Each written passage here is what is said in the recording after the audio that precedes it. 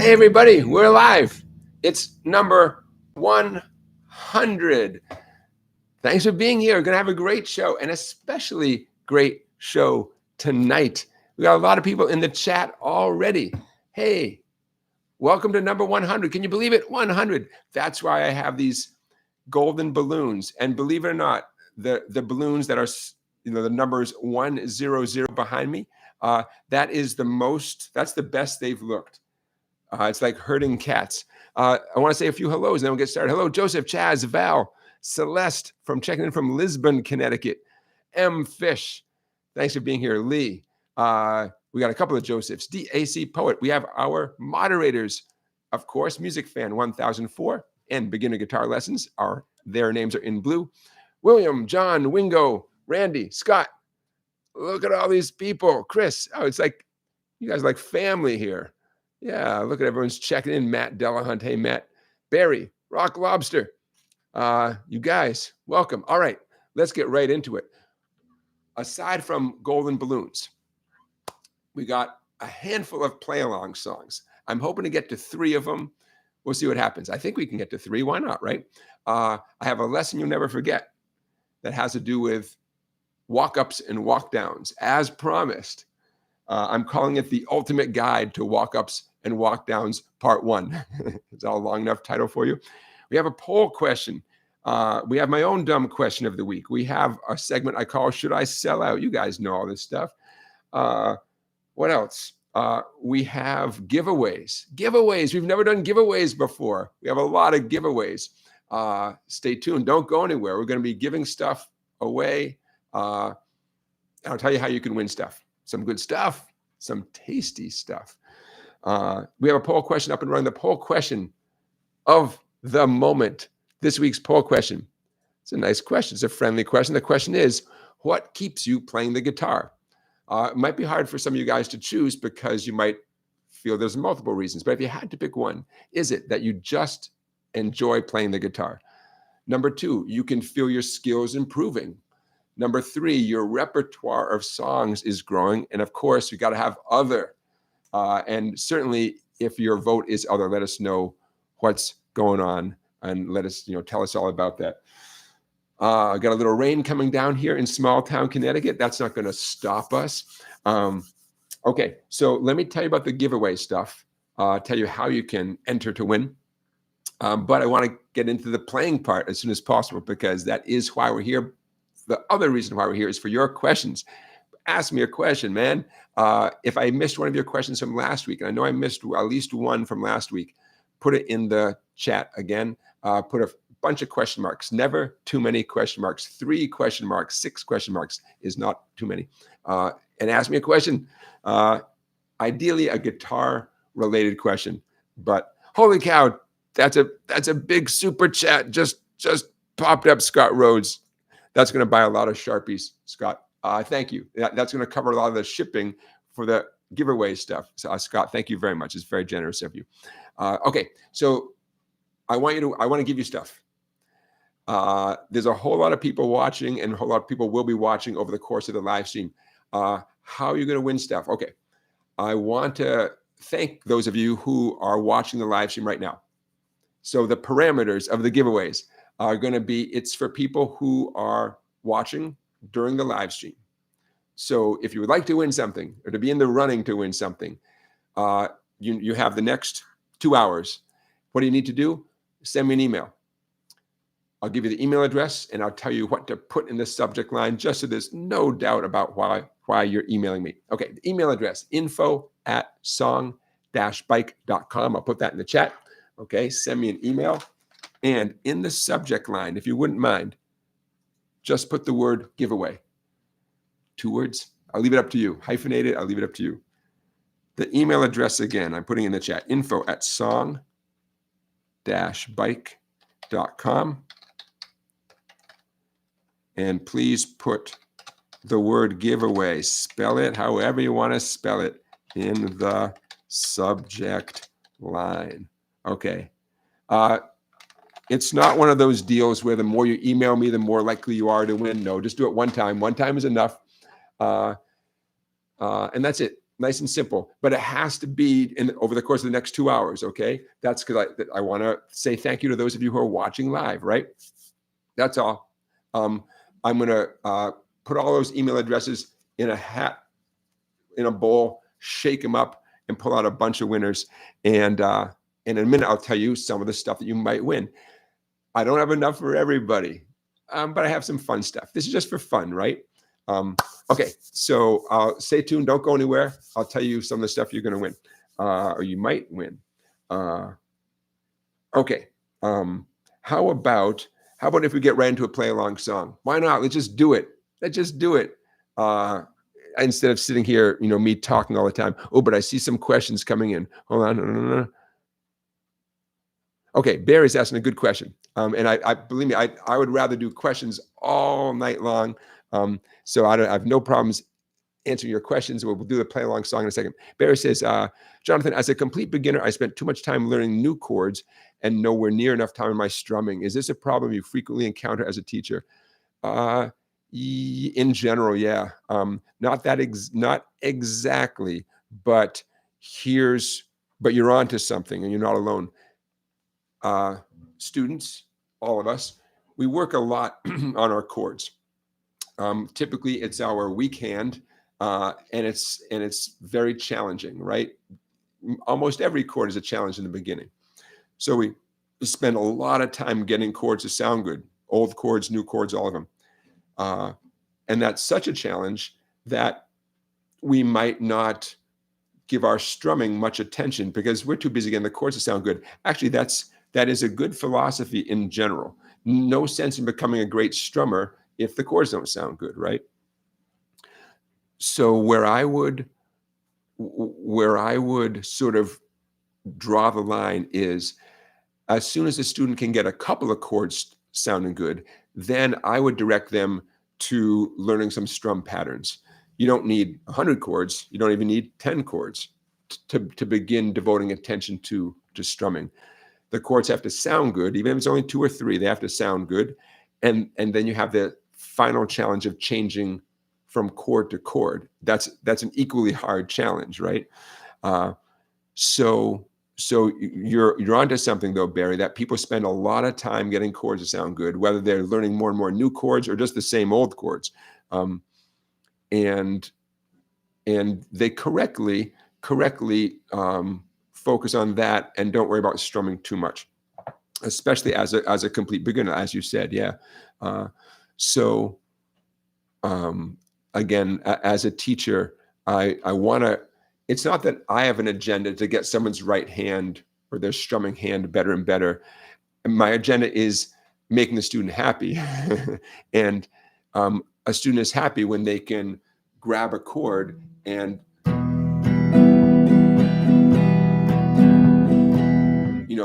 get something flowing, and if they can do that with 2 chords, that's a million times better. I want the student to get that satisfaction. I had that recently this week on that song that we did a million years ago, Already Gone. We did that one, right? Already Gone by the Eagles, because it's G, C, and D, right? We love G, C, and D.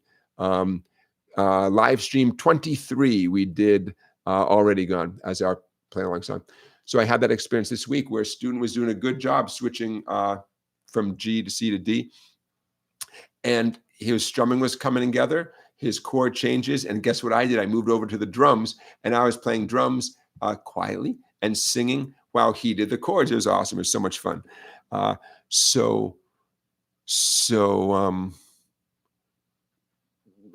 would go as far as to say that's one of the benefits of working directly with a teacher. They can say, okay, look, there's a lot of chords out there, but you've got 2 or 3 that are pretty darn good. Let's begin learning some strumming patterns or some finger picking patterns, A to Z says, is there a shortcut to finding diminished and augmented chords on the guitar? Well, if diminished chords, yes. In that, as long as you have one diminished chord grip that works, potentially you're set for life. So I guess that would be the shortcut. Learn one diminished chord, and then secondarily know where to put it to fit whatever song you're playing. So the diminished chord, you know, a D7 chord, good old D7 with 3 fingers, and the open D string. Imagine if we added one more note. Instead of the open D string, it would be the first fret on the D string. But it's tricky to get there because the index finger is busy, you know, on the first fret, second string. So in a minute, I'm going to totally rearrange my hand, but the grip I'm about to do is going to include those 3 notes. Imagine doing D7 with your middle ring and pinky instead. And then your index is free to grab 4th string, that's a D string, 1st fret. That is, not only is that a diminished chord, that's 4 different diminished chords right there. And some of you might already know this. It's just the way the math works out. My pinky's on the note F sharp. This is an F sharp diminished chord. My middle finger is on the note C on the 2nd string. This is a C diminished chord. It's also an A diminished, and it's an E flat diminished, meaning any one of those notes can be the root note. So that's 4 diminished chords. Go up a fret, that's 4 different diminished chords. We're up to 8 chords now. Up 1 more fret, and that's the final 4 diminished chords. There's 12 diminished chords. I just played all of them. 4, 8, 12. So I guess I would say that's a shortcut. I'd have to stop and think about augmented. I use augmented chords so rarely.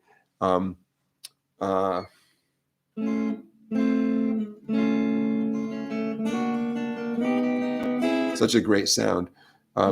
Does that work with augmented chords? I should know this off the top of my head. A, C sharp, F. C sharp, F. Yes, it works with augmented chords. Take an A minor chord, good old humble A minor. Boy, I'm going to check my tuning. You got your A minor chord while I check my tuning here? Grab your A minor. Now, take every one of your fingers and move it down 1 skinny string towards the floor. So your index is on the 1st string, 1st fret.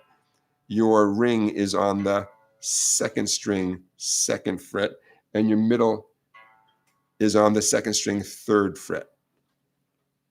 So it still basically feels like an A minor chord, but you've moved to the 3 skinny strings.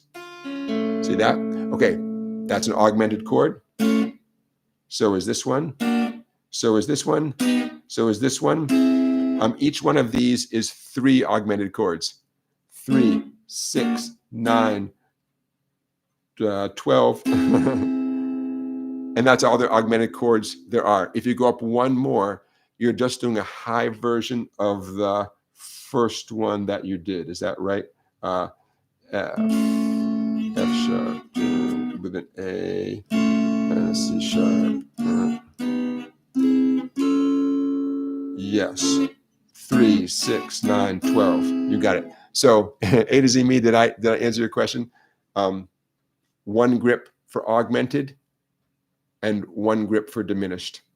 So, and Joseph is pointing out, yeah, My Sweet Lord has a diminished chord in it, right? Diminished chords, it's like seeing a rare bird. You know, you can't believe, like in pop music, you can't believe it. There's a diminished chord. There it is right there. Holy cow. And augmented chords, forget it. I mean, they're out there. Who knows the things I used to do? Stevie Ray Vaughan, for a lot of us, that was the first person we heard playing this song, The Things I Used to Do. And it starts off with an augmented chord. Like the very first thing you hear is the augmented chord. I forget what key it's in, and then he comes into the vocals, The Thing I Used to Do. Okay. Hey, Barry, thank you for your super chat. I appreciate that. Are those euros? Thank you, Barry, for those euros. Going to the Sharpie Fund. I appreciate that, you guys. So, hey, Gary, thank you for the congratulations. A lot of you guys are saying congratulations on 100 episodes. Wouldn't be here if it weren't for you guys. I would not. Well, I mean, I would be in this room. I wouldn't be doing this, though. Today, I had 6 lessons to teach. And sometimes on Saturdays, it's as many as 8 lessons. Today was a 6-lesson day. Not bad. Not bad. Okay, So let's get right into our first play along. DAC Poet says, what keeps me playing? The sound of the guitar. Yeah. Hey, Bruce is in the chat all the way from Sydney. Bruce, is Byron around? No pressure, but if Byron is around, we all say hello to Byron as well. Okay, our first play along song. Let's just jump in and do this. I'm going to pull this up here. I want to, how about this one? Since I have a few, I'm going to choose this one first. Where are we here? Okay, okay, okay. You do not need a capo. Oh, wait, do we? Hold on. Yes, you do need a capo. Okay, there we go. It's on the screen. I'm going to make it a little bit smaller, and then I will share it with you. Okay. I believe I'm going to put a capo on to make it easier for me to sing. The original song does not have a capo. Okay, can you guys see that? Okay, I'm going to make it a teeny bit smaller. I know, there we go. It Don't Come Easy from Ringo Starr, 1971, maybe? It Don't Come Easy. We have a very cool intro in the beginning there. I was going to practice that intro to impress you all, and that didn't happen. But I have a video, and I'm going to put it in the description of this live stream. I have a video of me teaching the intro like 7 years ago. I was pretty good at it then. Oh, and I changed one note.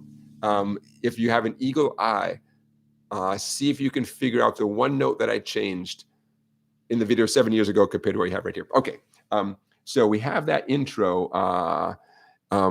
And did I decide I'm going to put the capo on? Yeah, humor me, everybody. I'm going to put a capo at the 4th fret. Here's why. I'm singing it lower than Ringo.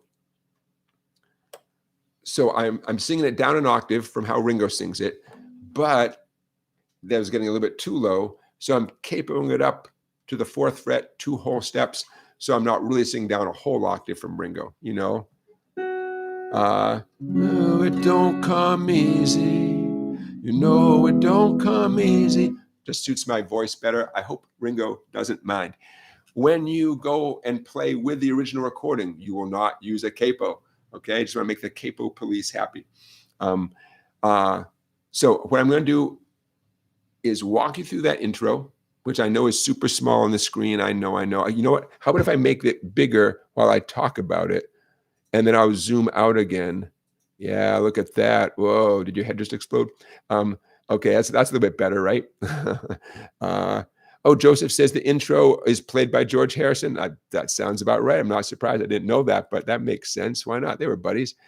I'm going to walk you through the intro, and then I'll zoom back out again.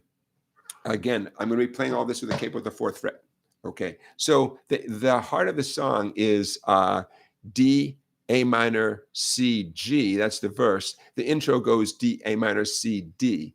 And it really does help to keep that in mind, because a lot of the notes of the intro directly relate to the chords, you know, on some measures more than others. Okay, bear with me here, you guys. Oh, I got my version. I can see even better.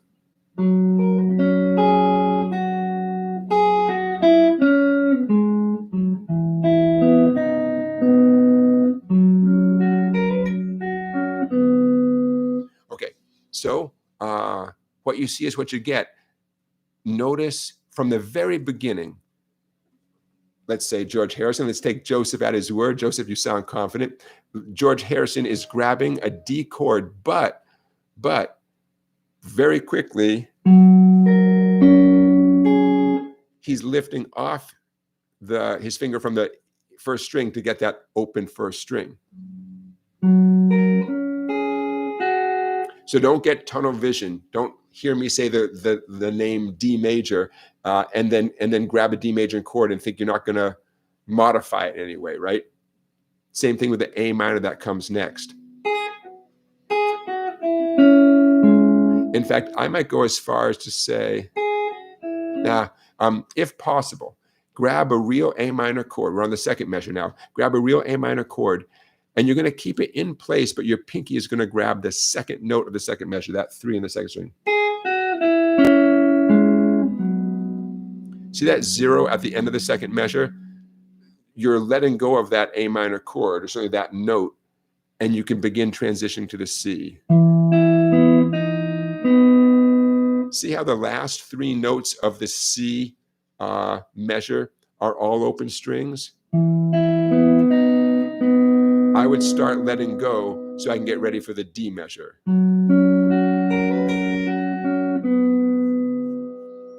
Cute little hammer-on pull-off on that D measure. Okay, so we'll get back to that D measure, hammer-on pull-off in a second. So D, A minor, C, D.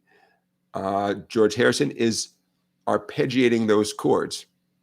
He's being creative, but he's not being wildly creative. He's basing this intro riff on literally on the chord grips, D, A minor, C, and then back to D again. But he's having fun in there. He's I call it modifying, adding his pinky, lifting off a finger, right? I'm putting a fine point on that. So when you're looking for an intro for one of your songs, now you know one perfectly great approach, you know? Okay, that last measure on the D chord, I would just grab a regular D chord.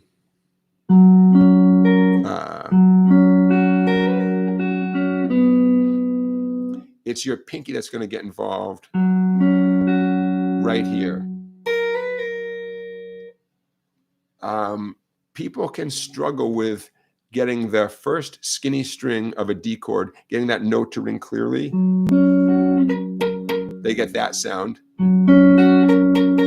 because the ring finger, the third finger, isn't quite arching over the skinny string. Don't beat yourself up. That's extremely common. But you have to get that skinny string to ring clearly to get that hammer-on pull-off. So what's that HP with that little rainbow thing, hammer-on pull-off? I'm only plucking once with my pick. The second sound is my pinky hammering down. The third sound is my pinky letting go. It's going to be quieter on acoustic guitar. It's never going to be super loud, but give it time. The more comfortable you get, the more equal those 3 sounds will be. La, la, la. Okay. So what I want to do though is I'm gonna get right into I'm gonna zoom out. By the way, this PDF is available for members of my website. I think I have it already right there right now waiting for you. If I don't, it'll be up at the end of this live stream. I'm gonna zoom out again because I want to get into the strumming and singing. So I'm gonna take a pass on doing that. I'm not gonna do the intro right now, okay? I want to get right into the actually, how about this? I'll do the intro one time, and then we'll go right into the verse. Okay, check out the second line of what you're looking at on the screen. The second line, it's described as intro and verse and interlude. It's there during the intro underneath the arpeggiated chords here. How you strum it is really up to you. You could strum, again, I'm talking about the second line, D 4 times, A minor 4 times, C 4 times, G 4 times. A little more flowing would be 4 down ups. Down, up, down, up, down, up, down, up. And that would fit the song better. I hope I make it look easy. One of the reasons it might look easy when I do it is I'm doing Jonathan's G, the G with a middle, ring, and pinky. Why am I doing that particular finger of G? Because I'm coming from a C chord. And look how, I know I'm a little thumbnail on your screen, but when I'm on C anyways, oh, it makes so much logical sense to play G with your middle, ring, and pinky. If you know, you know. If some of you are right now saying, I've never heard of that, I get it, I know. Now might not be the time to begin working on it because we need you to get to that G fast. It don't come easy. You know it don't come easy. Okay, so that's what's happening underneath the arpeggiated intro. It's what's happening during the verse, and later in the tune when there's an interlude, essentially like a solo section, that's also what's happening there. The chorus. Take a look at the chorus down below. F to G to F to A. If you've never seen that little thing that looks like a percentage sign, the second measure of the chorus, it looks like a little slash with 2 dots next to it, like a percentage sign. That means repeat the previous measure. That means we're on F twice as long as we were for each verse chord.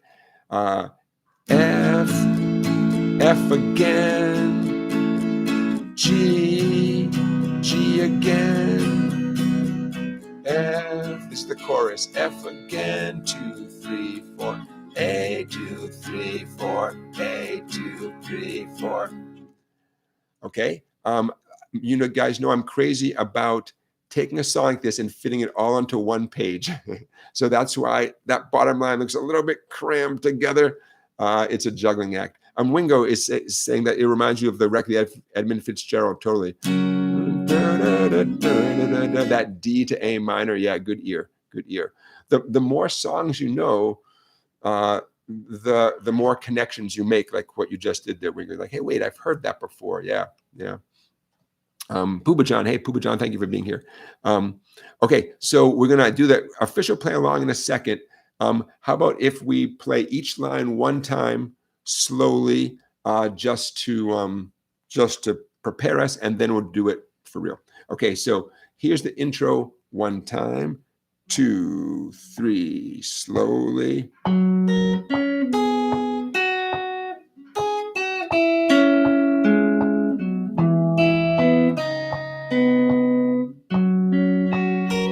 Going on. It don't come easy. Oh, it don't come easy. Going on to the chorus. Forget about your past and all your sorrows. There's the G. Back to F. Future won't last. It will soon be here tomorrow. Yeah, and Joseph is making a good point. That A major chord, you could do A and then switch over to A7 for a little drama. Yeah, yep. That may be exactly what happens in this song, but let's call it an option. The reason I can be so bold and say something like that, an A7 chord contains the 3 notes of an A major. It just adds one more. So if the whole band is playing A7, but you play an A major, you're not causing any problems. You're just playing 3/4 of the chord, you know? Okay, you ready to try it for real? Yeah, let's just go for it. We'll go a little bit faster. How about if I do the intro 2 times? And then, verse, what do we got? We got the verse happens over and over again. It don't come easy, no, don't come easy. Got to pay your dues, want to sing the blues. And then the chorus comes eventually. If you were to ask me how many times that D, A minor, C, G happens, I don't know. The words will tell us. We'll let the words be our guide. I can tell you what to listen for when you hear, you don't have to shout or leap about. You can even play them easy. Play them easy. That's the heads up that it's time to go to the chorus, which is the F major chord. Okay, you ready to do this? Let's have some fun. I'll see you on the other side. 1, 2, 3, 4.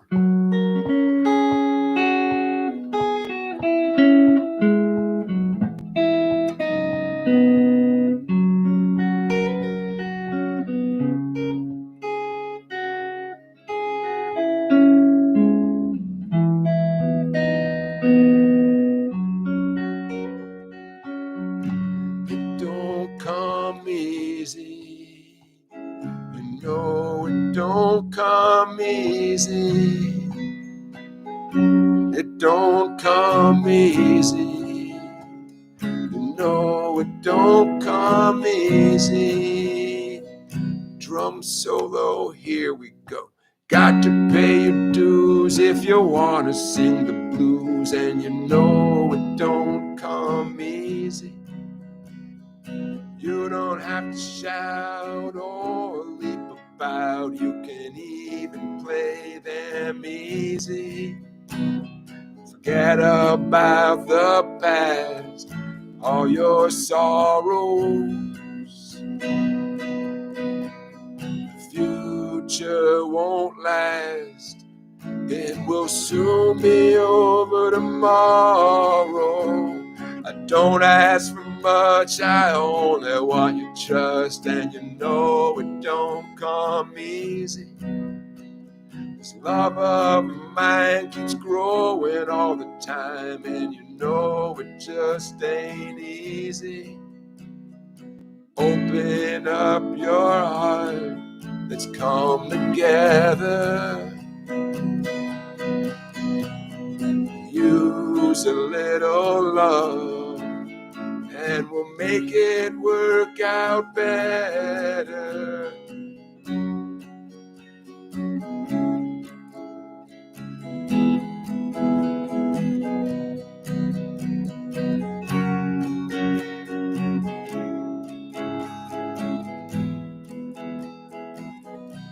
Verse.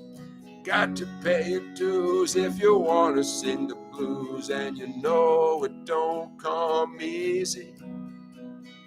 You don't have to shout or leap about, you can even play them easy.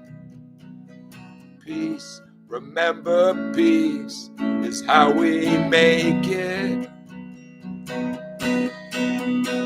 Here within your reach, if you're big enough to take it.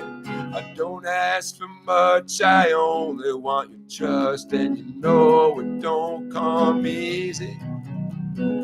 Love of mine keeps growing all the time, and you know it don't come easy.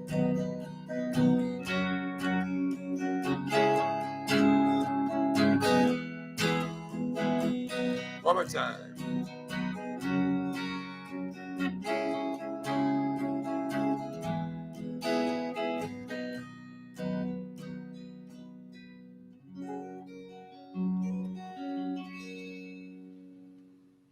Okay, so a couple of things there. Later in the tune, you might have heard I switched over to like nice, a kind of aggressive down strums. You know, keeps up the energy a little bit, right? Changing that nice folky down, up. It's nice and light, it works. But you kick up the energy when you change to, you know, just a different vibe.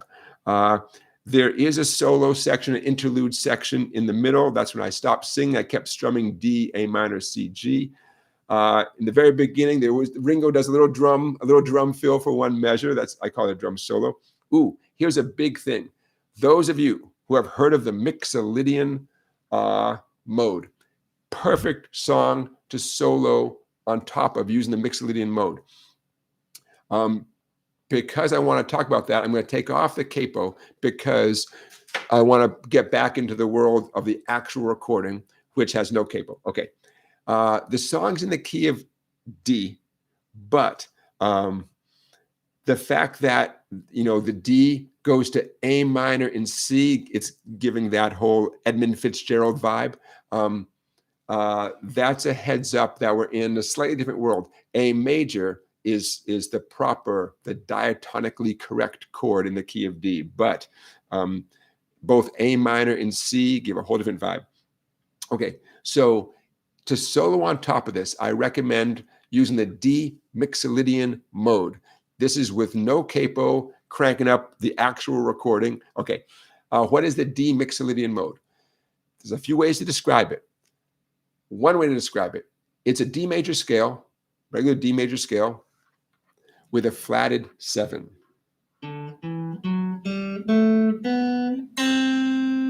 That note. A C natural instead of a C sharp. When I call your attention to it, it does sound a little different, right? That's one way. That's a correct way to describe it. An easier way to start playing it is it's the same 8 notes, 7 notes, 8 notes as a G major scale. A D Mixolydian mode is just a G major scale. In fact, nothing wrong with starting on the note G. Just because I'm calling it the D Mixolydian mode, it doesn't mean we have to literally start on the note G, D, especially because the idea is to improvise. So a G major scale.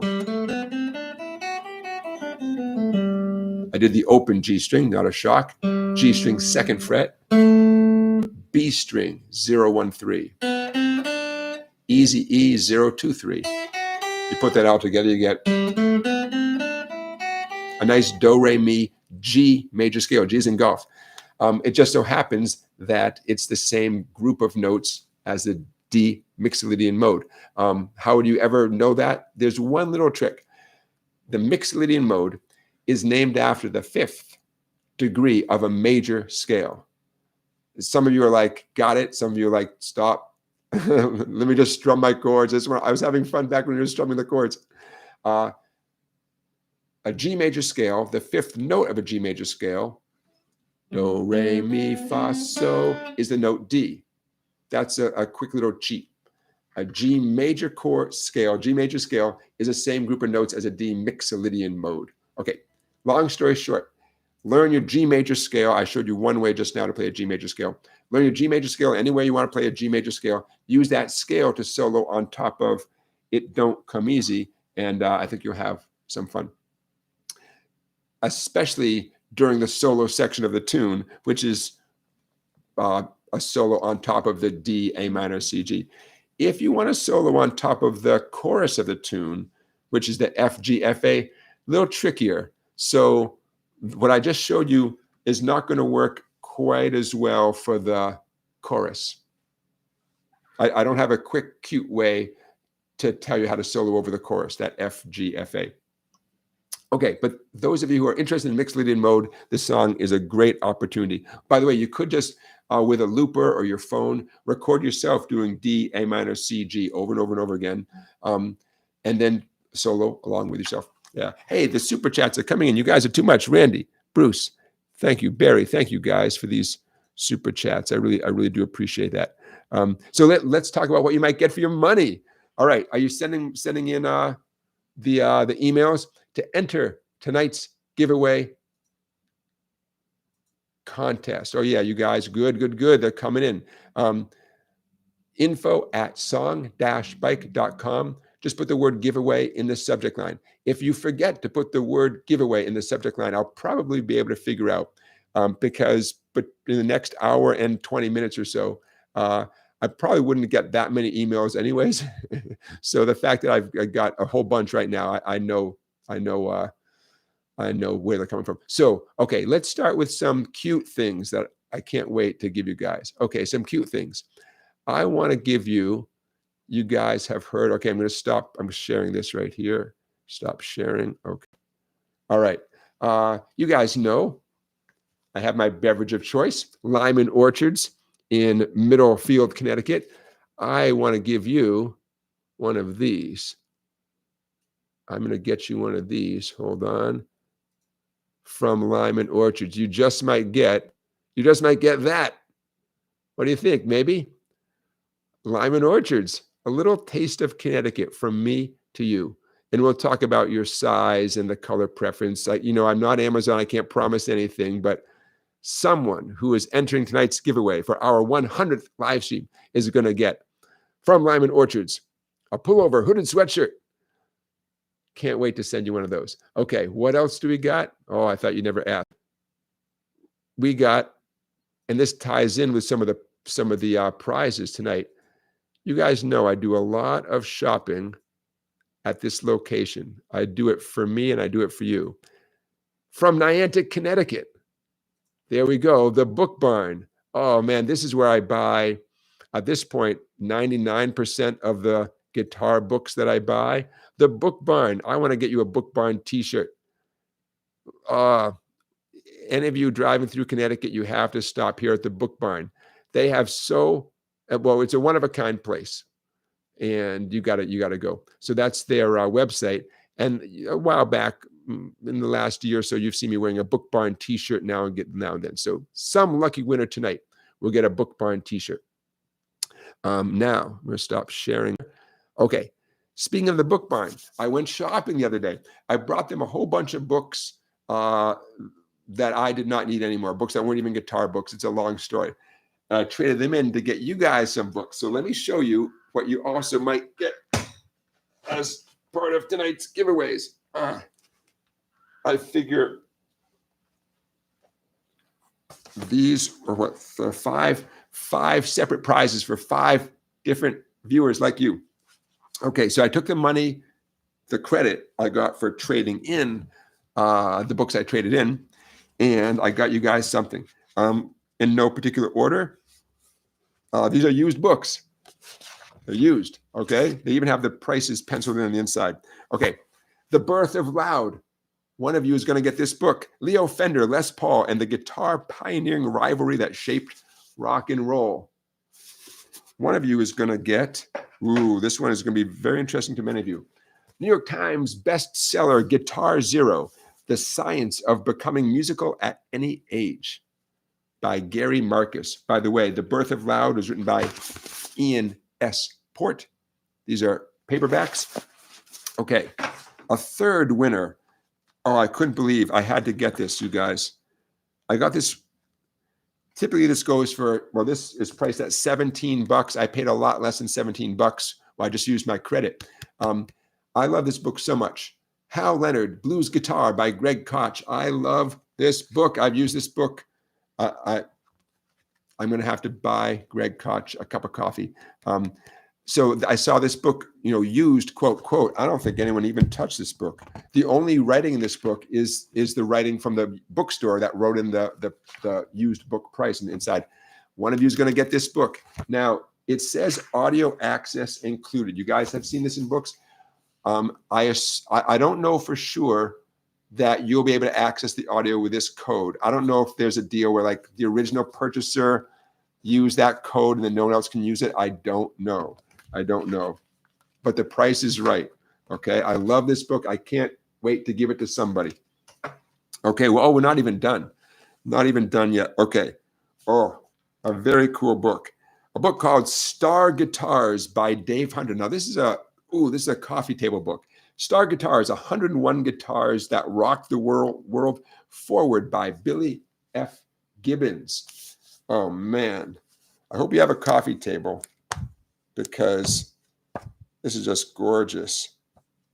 Oh, there's Billy Gibbons without a beard. Look at that. I'm going to send this to somebody. Okay. Okay, and even one more.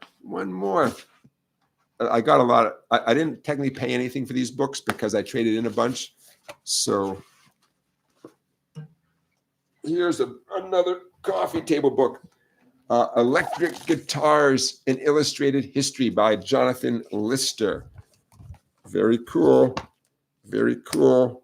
Ooh, look at that one. Ooh, pretty. Whole lot of beautiful stuff featured in this book. Okay, so these would be individual prizes, right? That covers about, what did I say, five winners are going to get books from the Book Barn, and maybe a sixth winner. Well, a sixth winner will get a t-shirt from the Book Barn, Niantic, Connecticut. How do you enter to win? Send me a quick email, info@song-bike.com. Put the word giveaway in the subject. I'll say it again, though. It's only for to enter. You have to enter during this live stream. So you got another hour and 10 minutes. If some of you are driving, if some of you just can't get to your computer, I get it. See if you can make it happen in the next hour and 10 minutes. Barry James says, what about one of your books? Barry, I was thinking about that.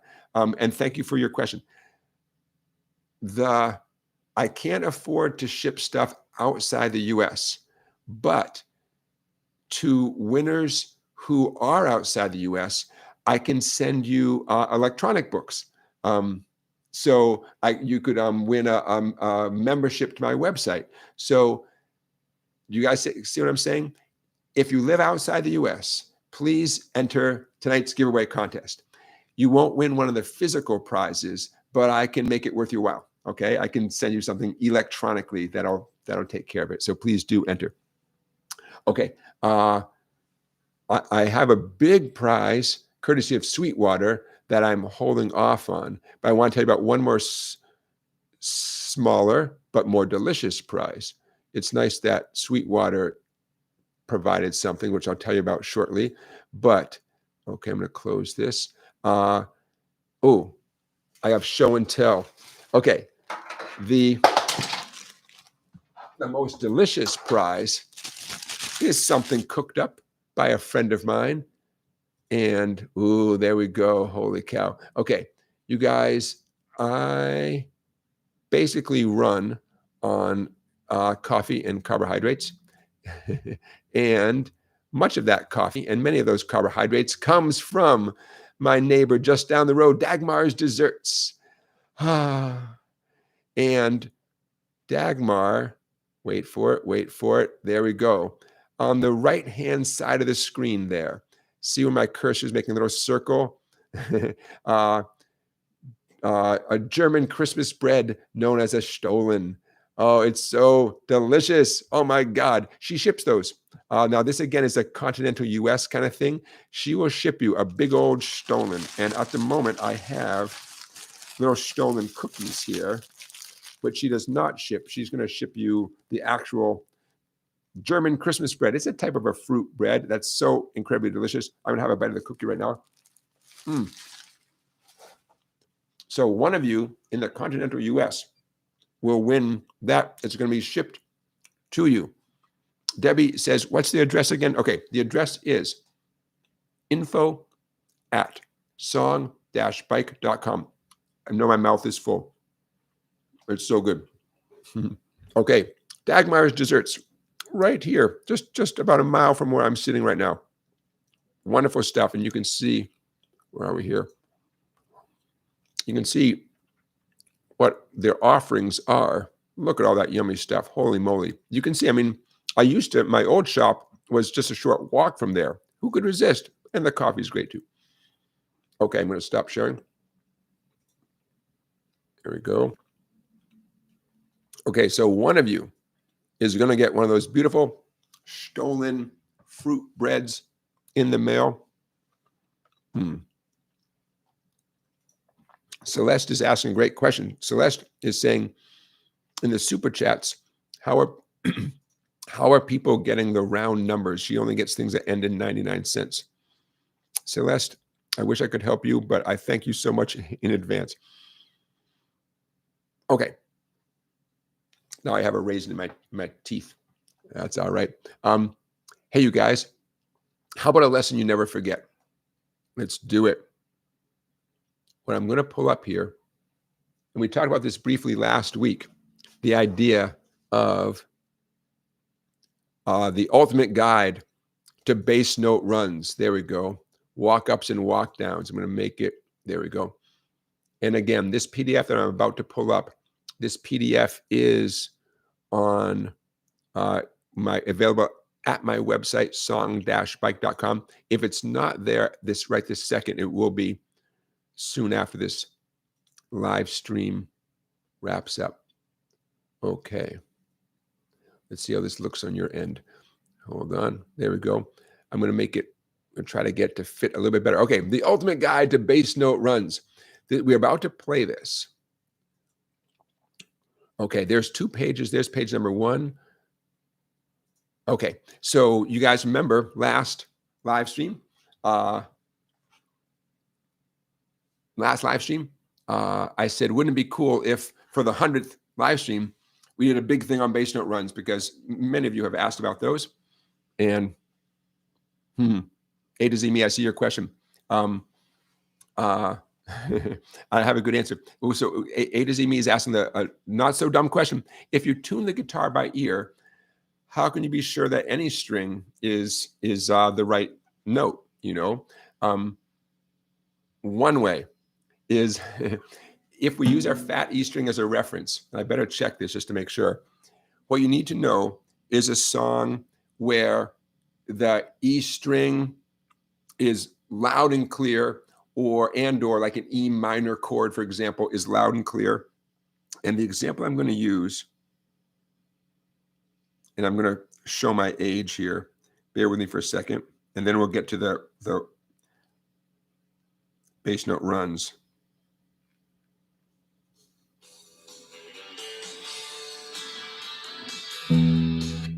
Okay, that'll get me demonetized.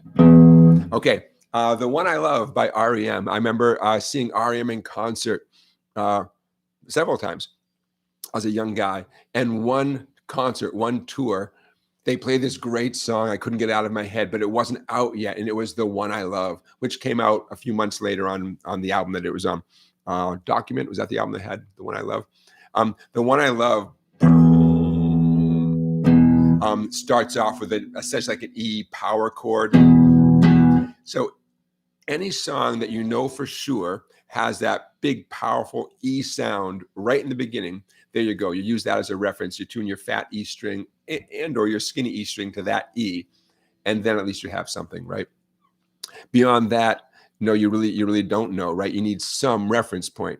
When I was your age, we had like a tuning fork, right? But again, that's a reference point. If you have no reference point, you're kind of stuck, right? Anyways, if all you had was access to songs, that would be one way to do it, you know? Okay, so let's do this. The ultimate guide to bass note runs. What you're looking at is 3 different ones. See how the top one, it says 1G, the bottom one says 2G, the third one says 3G. Okay. I'm choosing to do G to C just because that's such a common chord sequence that we might as well learn some bass note runs connecting those chords. You have to start somewhere, right? Okay, I'm going to stop talking so much. I'm going to repeat the first line a couple times. I'm not going on to the second line because these are, in a way, these are 3 completely separate things. What they have in common is they're connecting G to C. Okay, first line.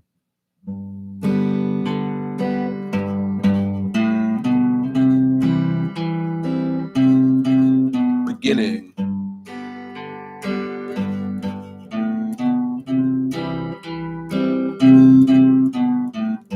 Of course, the faster you go, the better it sounds.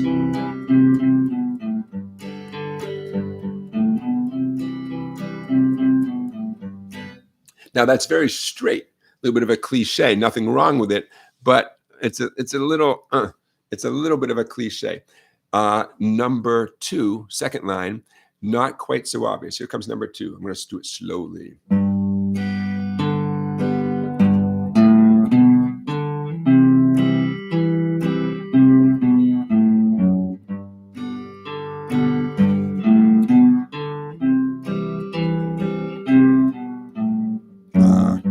So see how it's a little less obvious? Okay. We'll get into the fretting hand fingering in a second, but here comes number 3. Watch out. Number 3 has some hammer-ons and later has essentially pull-offs going in the reverse direction. Okay, here's number 3, slow and steady.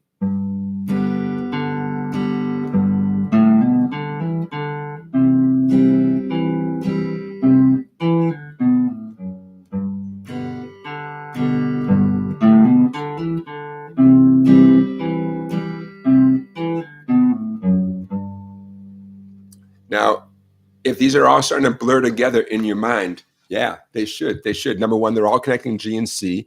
They are starting to have some common, movement. A lot of 2s and 0s, right? They're so, I don't want to say infinite. I do want to say infinite. There are so many ways to connect any 2 chords that it's really a little arrogant of me to call this the ultimate guide to bass note runs, because, like, come on, who am I kidding? This, but you got to start somewhere. So challenge accepted. Yeah, Matt Delahunt is like, yeah, it's Johnny Cash sound, right? Johnny Cash owns, especially that very straight up and down. Yeah. I almost mentioned that, Matt. You read my mind, because many of us, we can't help but think of Johnny Cash when we hear that sound. He certainly wasn't the first human being to ever introduce that bum, bum, bum, bum, those walk-ups and walk-downs. But let's face it, a lot of his most famous songs have that in there. Okay, so let's talk a little bit about the context, and then about the fingering. Clearly, everything I just played is that boom, chick, country, folk, bluegrass kind of sound. Bass note runs are not limited to that kind of music. You can put bass note runs in any conceivable style of music. But again, you have to start somewhere. And bass note runs are so vital for this basic country bluegrass kind of sound. So it makes sense to teach them or present them in that context. The overall vibe, the overall feel here is the boom, chick, boom, chick, boom, chick, boom, chick, boom. Whether you're looking at 1, 2, 3, or the next page that we're going to see in a second, they're all based on that context. Again, because I wanted to start somewhere. So, and there's an orderliness to boom, chick, boom, chick. You know, rhythmically, you almost can't go wrong. Someone might say, I don't have a great sense of rhythm. You can't go wrong with boom, chick, boom, chick, boom, chick. Some of you are saying, oh no, I can go wrong with that. I bet you're going to do just fine. In terms of fingering, now I chose G and C because that's a common progression, but I had second thoughts briefly because it really, really, really makes sense. Say it with me. It makes sense to do G with which 3 fingers? Middle, ring, and pinky. It just makes sense in this context. You do not have to do G this way, but in the long run, it's the absolute easiest way to do everything on this page, to set your hand up in what they would call first position, meaning anytime you ever need the number 1, first fret, you're going to use your index. Anytime you need the number 2, middle, number 3 on the ring, meaning the ring finger plays the 3rd fret, and there are no 4s. You just do not need the pinky for much, except for when you grab the G chord, the way I encourage you to do it, pinky on the skinny string 3rd fret. Could you play this stuff on this page with let's call it the normal G? Yes. You just have to make that quick correction, like a course correction, to grab the C chord. It's not efficient. It's not ideal. Many of you and many professional players are so accustomed to that G, C switch. And when I say G, I'm talking about this normal kind of G with the index, middle, and ring, that they could do it very fast. And they would laugh that I'm making such a big deal about it because they're so good at it. And many of you are too. You just, in many cases, it actually slows you down, or it will or would slow you down to do G this other way. I get it. But hey, Barry, thank you for your super chat. Okay, ready for page 2? Bear with me here. Boom, boom, boom, boom. Okay, page 2. There we go. Now, this is numbers 4, 5, and 6. Now, despite the fact that I call it the ultimate guide to bass note runs, we haven't even scratched the surface. We haven't even scratched the scratch at the surface. But like I said, we've got to start somewhere. Okay, number 4. Number 4 definitely is going to take a circuitous route to lead us from G to C. Here comes number 4. 1, 2, here I go.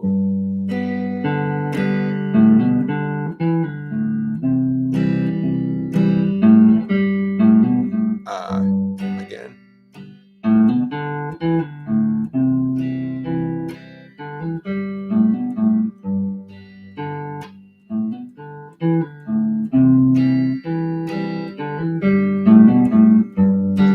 Getting a little more, whoa, hey, Rock Lobster, thank you for your super chat to you guys. You're making my day here. So, again, if I'd be surprised if these aren't starting to all sound like the same kind of thing. Yeah, they are. Okay, but number 5, watch out. We're going to have some fun with number 5. Here comes number 5.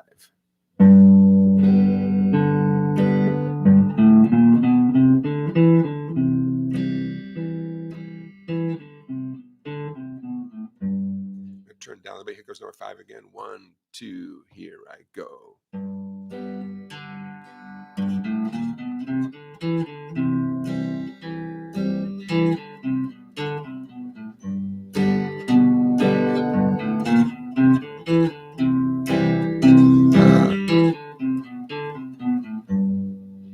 We're hopping around, man. We're going all over the place. Okay, number 6. 1, 2, number 6.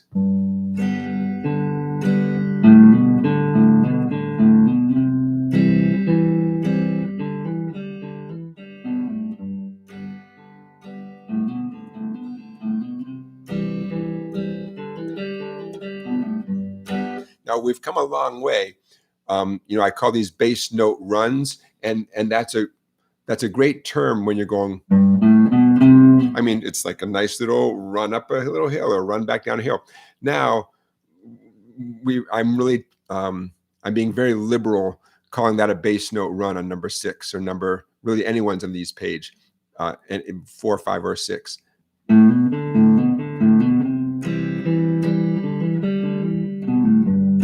Right, and yet,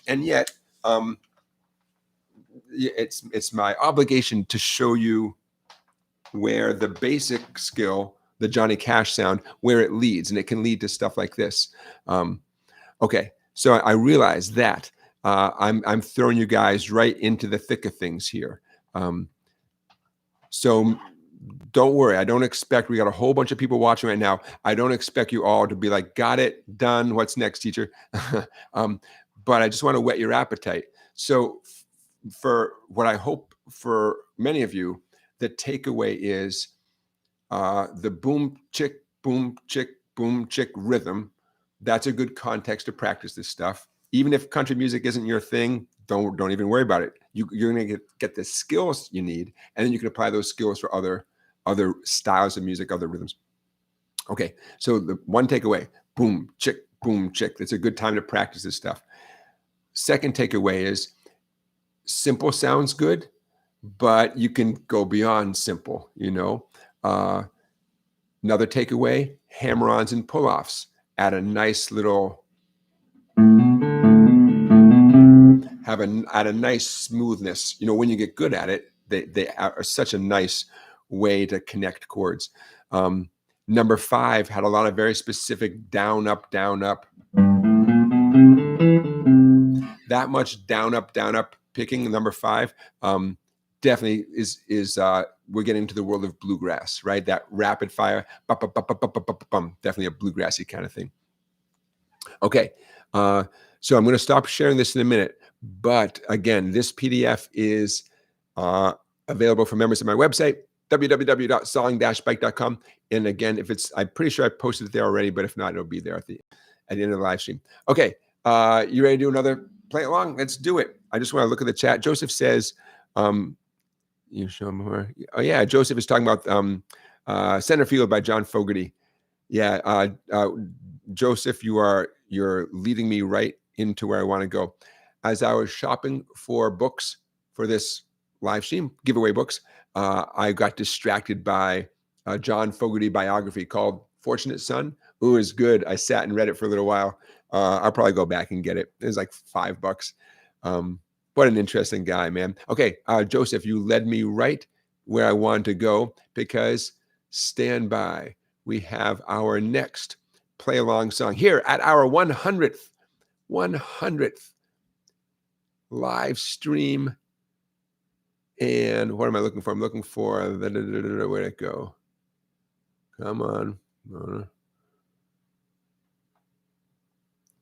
PDFs, got it. Okay, is it over here? From the pen of John Fogerty, one of his classic songs. What are you going to need? You're going to need a C7 chord. Who knows a C7? You know a C7, right? You got your C7 handy, but hold on. Where'd it go? There we go. Yikes. Okay, you got your C7 chord handy? C with a pinky, I call it. Okay, grab your C7 chord. Glide it up a few frets. Why would you want to do such a thing? Our next play along song. Ooh, I got to put on some tremolo.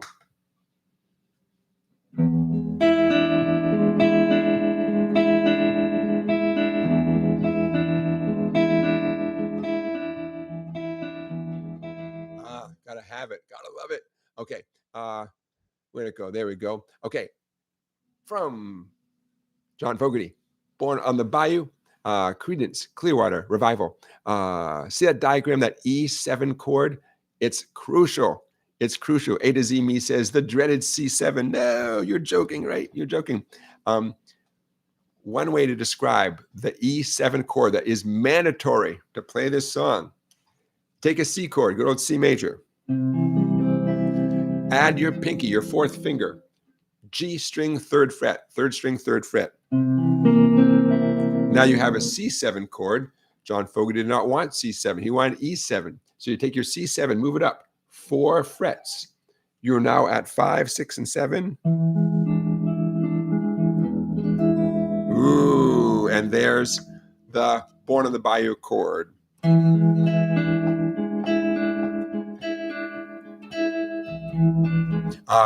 Now in the tab there, instead of putting the numbers, I just put those big black dots. And why?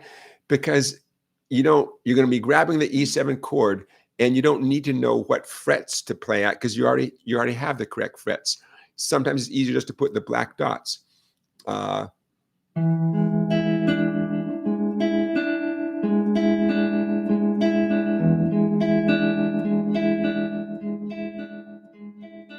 And there's the Born on the Bayou riff. I'm getting demonetized for sure. The funny thing is, at the moment this video is not monetized, you guys should not be seeing any ads, right? I monetize it after the live stream. I get demonetized before I monetize it. A couple of live streams ago, they sent me an email as soon as the live stream wrapped up saying, you've been demonetized. Like I didn't even do it. Who knows? Okay, so for those of you who aren't clear as to the system, I use tab, but with the big black dots. Another way to describe it is by string numbers. I'll make this fast. Quick reminder, the fat string is also known as the 6th string. The skinny string is known as the 1st string. So I'm going to describe this as 5, 4, 2, 3, like this. 5, 4, 2, 3. Okay, 5, 4, 2, 3. And that's followed by 4, 2, 3, 4, 2, 3, 4, 2, 3.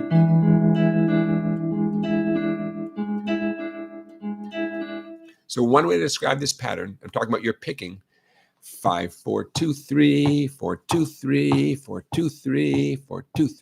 5, 4, 2, 3, 4, 2, 3, 4, 2, 3, 4, 2, 3. Okay. It's not a difficult riff, but if you've never done anything quite like this before, it's weird, and it's very smooth and steady and flowing, as you know. Now, as the singing comes in, essentially the guitar reverts back to strumming. Now, at this moment, you could strum the E7 chord that you have. By the way, if you hit the fat open E string or the skinny open E string during any of this, anything, it sounds great, right? Because the E strings during an E7 chord. I'll leave it up to you. You could strum this new E7, or you could revert back to the whatever other E7 you know. In a minute, we are going to need D and A major chords. So your hand is going to need to get back there. For the moment, just to illustrate what's going on, I am going to stay with the E7 chord up the neck. It's like I want to make sure you know the lyrics by heart until you have the lyrics printed out. And something about having them right there, you think, well, I better look at it. I mean, I printed them out, but I know these lyrics by heart. That's crazy. When I was just a little boy, standing to my daddy's knee. I'm just doing light, down, up, down, up, down, up. That's what those symbols mean. See where it says verse E7, and there's that box and the V and the box and the V. The box means a down strum. The V means an up strum. So for the vast majority of the song, you're going to grab any E7 you know how to play. And what I recommend is down, up, down, up. My papa said, son, don't let the man get you. Do what it done to me. Down, up, down, up, down, up, down, up, down, up, down, up, down, up. Just doing that alone sets you up for success. Now, it doesn't last forever. Born on a bayou,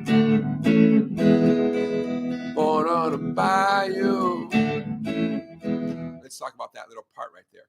See, at the end of the verse, I wrote E, like E major.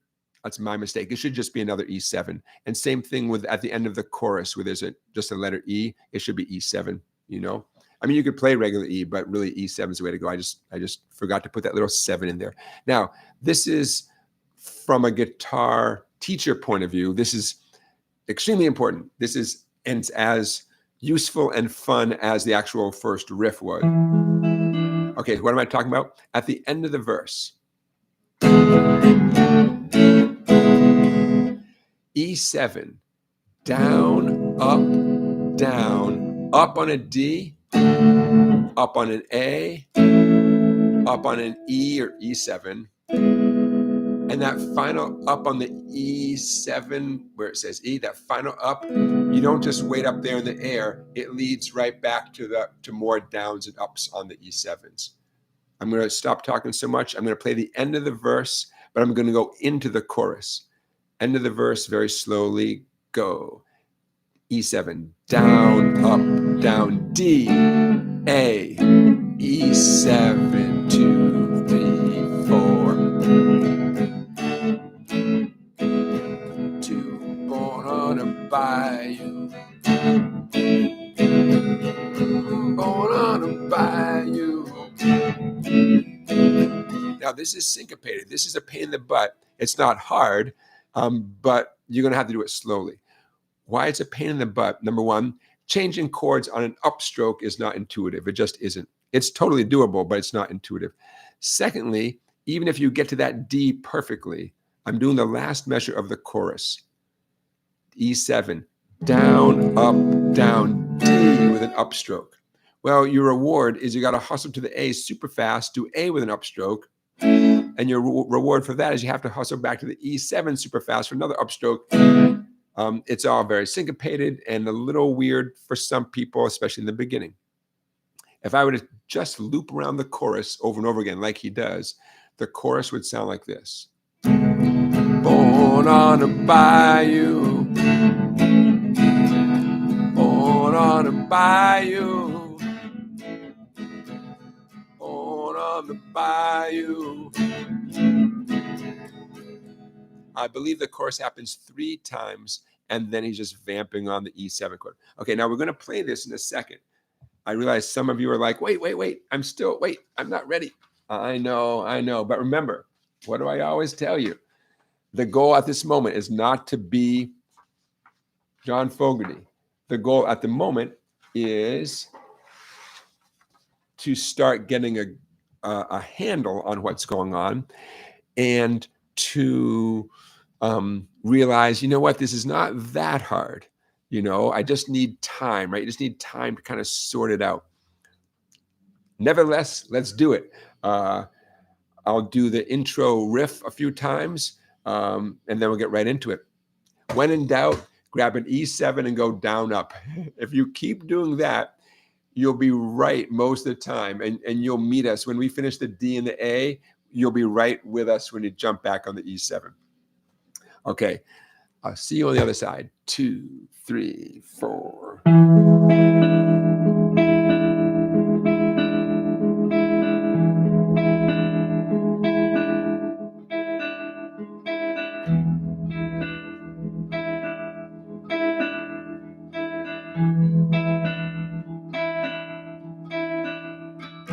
When I was just a little boy, standing to my daddy's knee, my papa said, son, don't you let the man get you. Do what he done to me. 'Cause he'll get you. 'Cause he'll get you. And I can remember the 4th of July, running through the backwoods bare. I can still hear my old hound dog barking, chasing down a hoodoo there, chasing down a hoodoo there. Born on the bayou, born on the bayou, born on the bayou.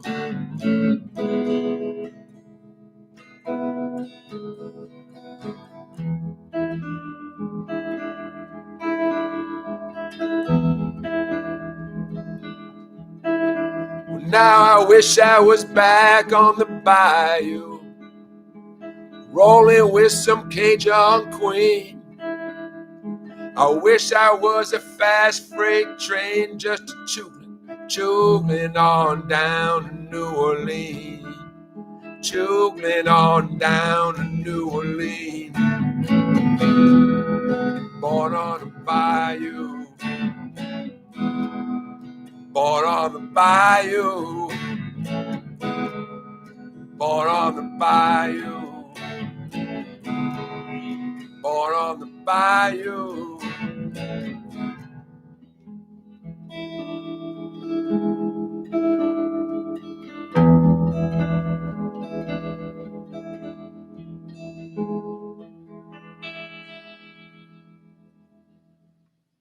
All right, thank you, Tremolo Pedal. When I did a deep dive into this tune, I was not flying blind. I was the beneficiary of this book. You guys know that I like my books. So this is the Hal Leonard Best of Creedence Clearwater Revival recorded versions, authentic transcriptions with notes and tablature. Now, one thing I learned from this is John Fogerty is not super consistent. For instance, not every chorus has that DA thing. It sounds good to do it every time, and I can't explain why he didn't do it every time, but he didn't. The second verse, where he's saying, chasing down a hoodoo there, he starts that DA thing, I'm going to call it prematurely, because it's not up the chorus yet, you know? But that's unique to the second verse. You know what I'm saying? So Joseph is pointing out there's a lot of E7, you know, and the DA thing shows up slightly differently in a slightly different context, different timing during the solo section in the middle of the tune. So I think of John Fogerty as being a smart guy with a lot of attention to detail. And this hasn't changed my feeling about that, but I was surprised at how this song was not obvious. Meaning, you know, one verse ended one way, but another verse ended a slightly different way. And, you know, it is what it is. So the John Fogerty police, stand back, stand back. Number one, he's not being super consistent. And number two, I'm just basing my stuff off of this book, man. And that's what I prefer to. Like Ultimate Guitar, Joseph, I see you mentioned Ultimate Guitar. You guys help me out. I believe Ultimate Guitar, the majority of stuff that's posted is just regular folks like you and me posting stuff. Can you get like a premium membership to Ultimate Guitar that has, you know, tab that's been like vetted by real, like people who are really good? Because I take everything on Ultimate Guitar with a grain of salt, for good reason, you know. Hey, Wingo, thank you for your super chat. Wingo says, happy 100th. So what I presented there on the screen is a great way to bang out this song. If and when you're playing along with John Fogerty's version, this is going to get you darn close. But yeah, you might notice slight variations. But you know what? Because I couldn't make sense of his, I'm going to call it inconsistency. I know that's a pejorative term, but because I couldn't make sense of it, what you're looking at is how I made sense, how I would do it, you know? Barry says there are official tabs on Ultimate Guitar. Okay, so presumably those are people who are really good at listening and documenting exactly what's going on in this song. And I wouldn't be surprised if that's what you get if you pay for Ultimate Guitar, right? I just don't know. I will stand behind what's on the screen there, and I will encourage you to play it and have fun with it. Okay, thank you, everybody. And again, that PD will be available on my website. Might already be there. I'm going to mute the volume for a second while I take a drink of apple cider.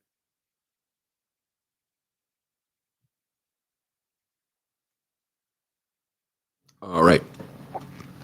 All right. So, hey, those of you who've been sticking around, what's the big prize? Well, I'm about to show you the most expensive prize you can win in tonight's giveaway.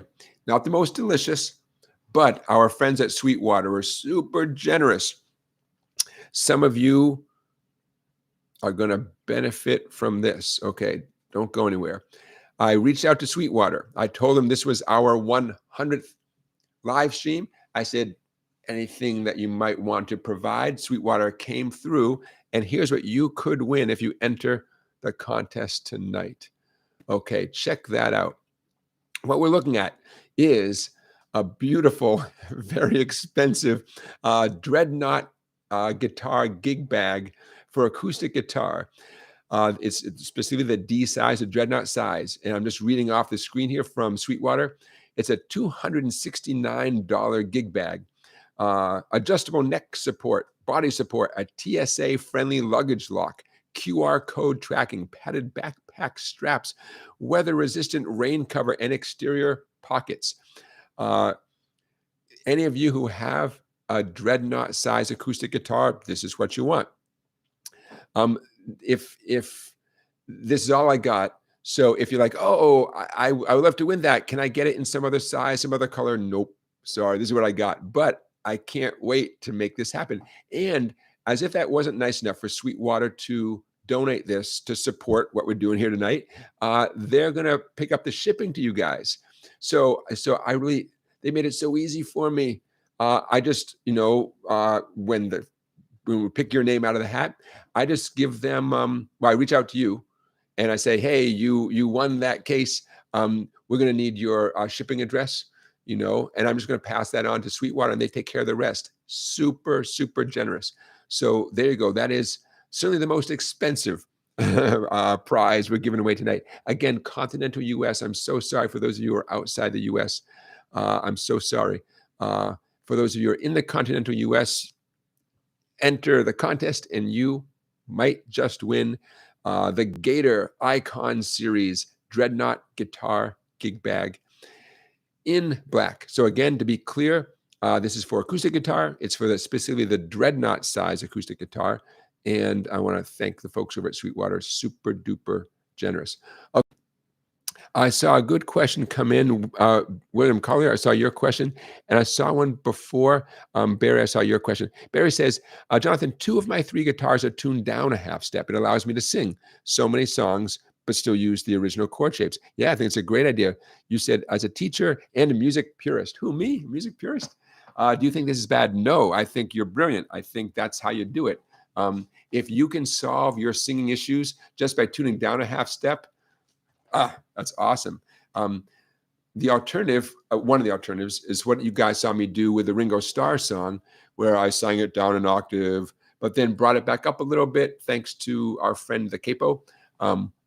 So nope, Bear, I think that's a great idea. And hey, I mean, you have 3 guitars, so you have some to spare. I think it's a great idea. Nope. That's how you do it. That's one of the best reasons to have multiple guitars. Hey, Beginning Guitar Lessons says, happy 100th episode. And Beginning Guitar Lessons, thank you for being here. Beginning Guitar Lessons is one of our moderators, and so is Music Fan 1004.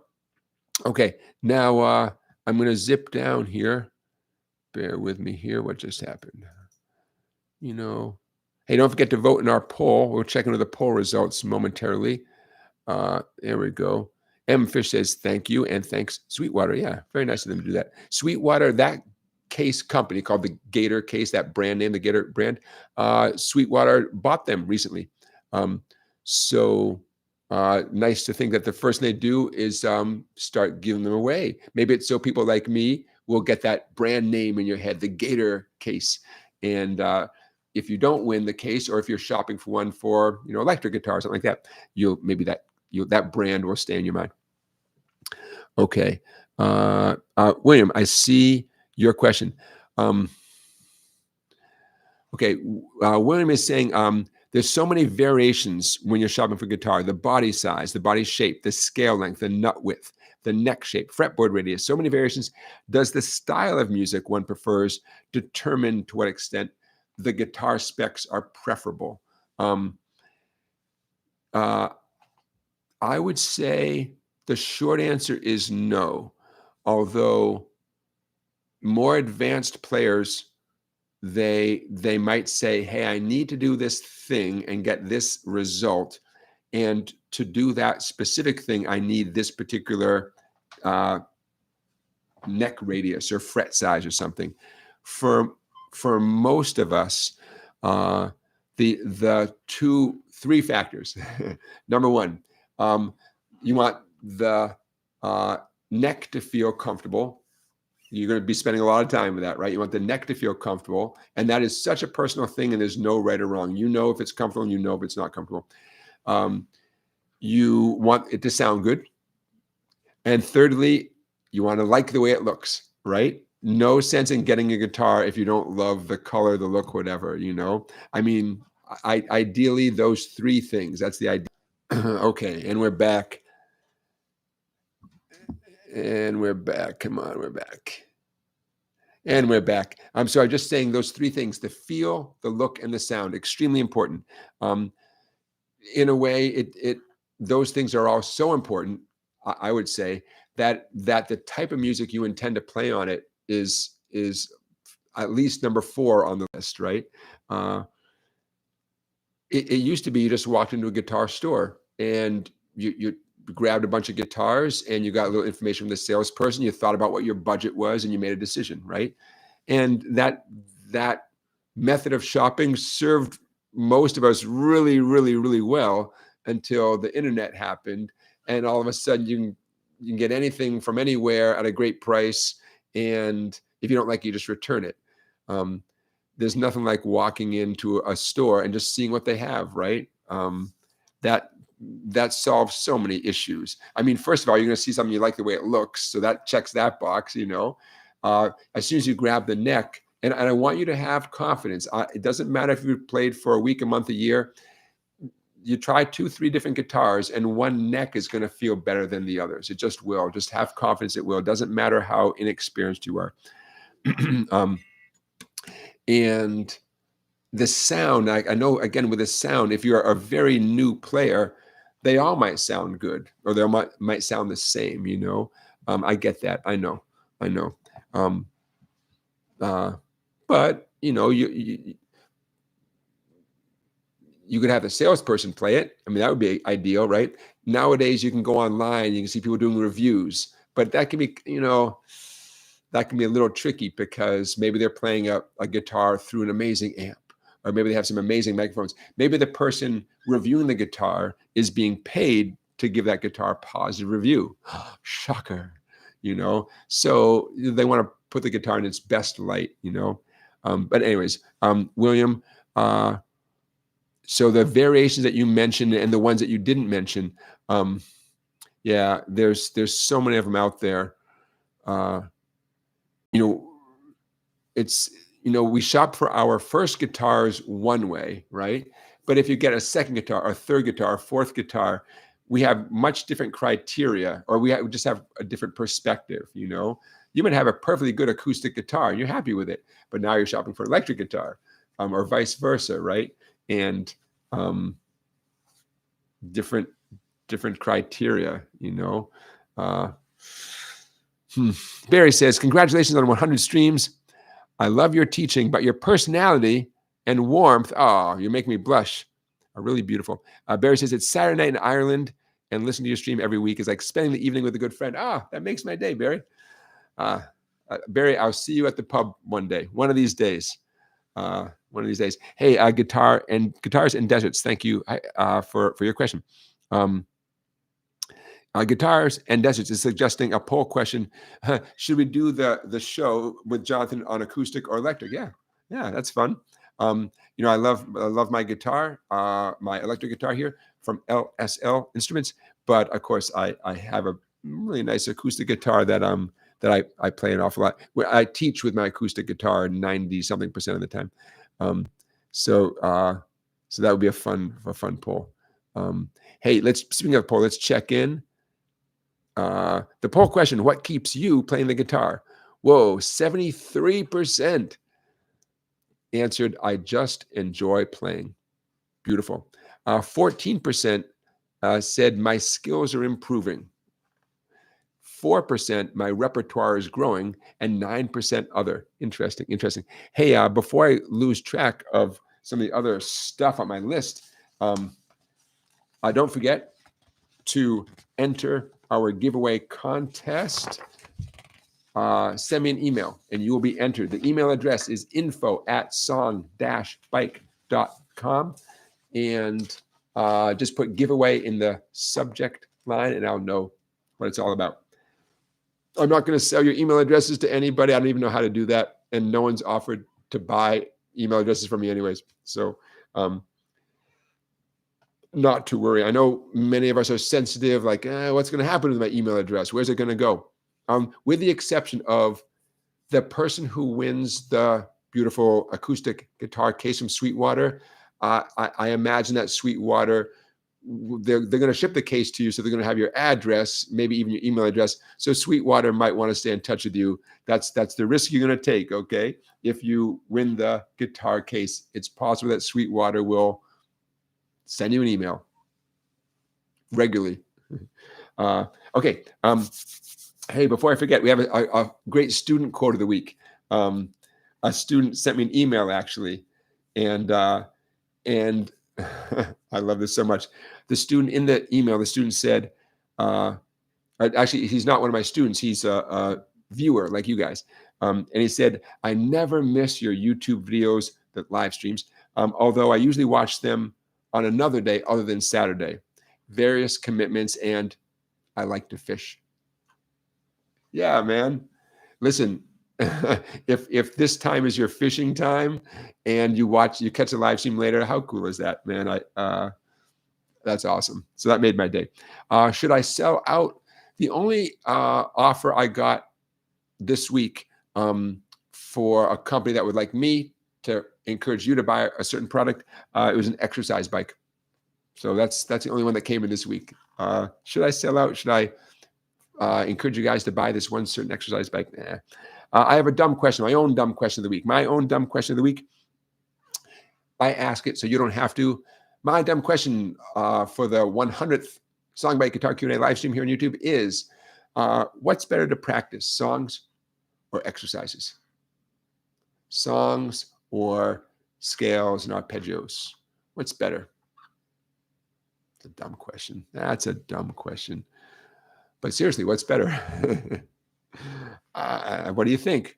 I mean, most of us play the guitar with songs in mind. We want to be able to play that song, and you know, anything outside of that is, it's like eating something because it's good for you, but you want to get to the other part of your meal, you know.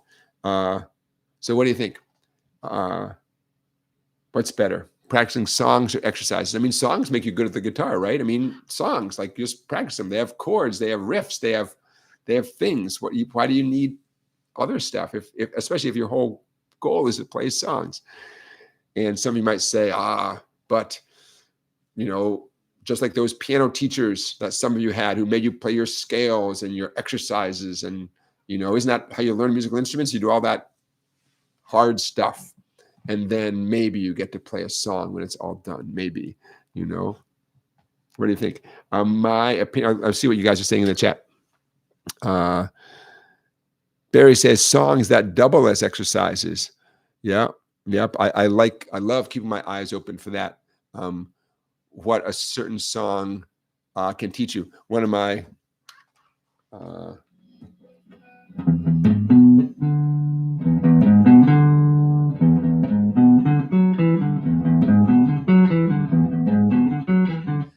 Pretty Woman. I'm not sure if I'm doing the right key, but Pretty Woman is such a great exercise. It's almost like someone is thinking about the exercises they had learned. Roy Orbison, and said, hey, that could actually be a cool song. Oh, you guys know that Dust in the Wind.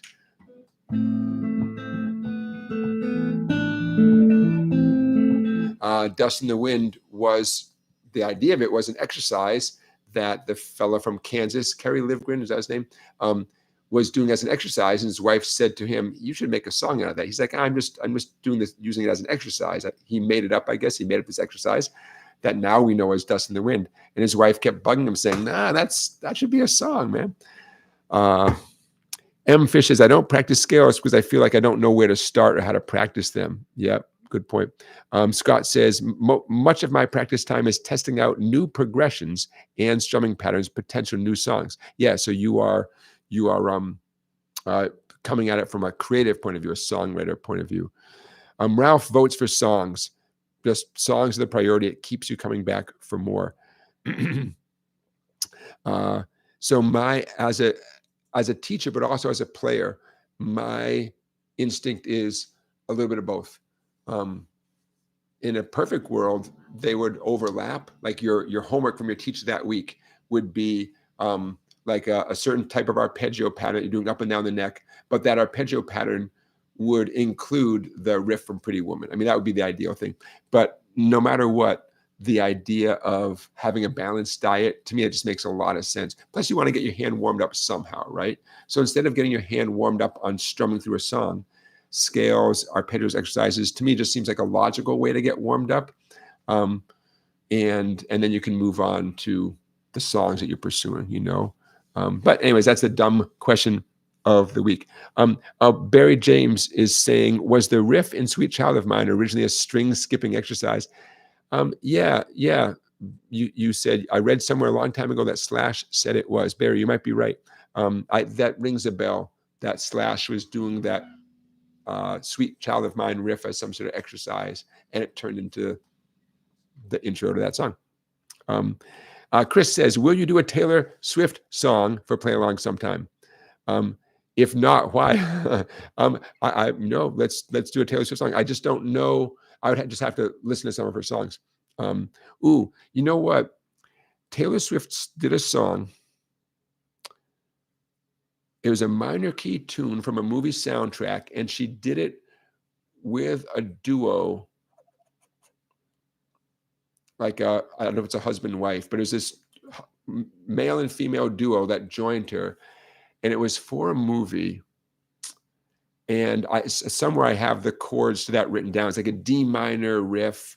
And I've always thought to myself, that's that it's just a cool it's a cool chord progression, it's a cool song. And the name of the group is on the tip of my tongue. It was a man and woman. I assume it's a husband and wife. I don't know. What was the name of that duo? Does anyone know what I'm talking about? I don't know why you would know this. They had an interesting name that they went by. Okay. When I stop thinking about it, it'll pop in my head. Somebody could Google it. Taylor Swift, minor key movie soundtrack, man and woman duo. I'll recognize the name of it if someone says it. So, Chris, I think it would be fine to do a Taylor Swift song.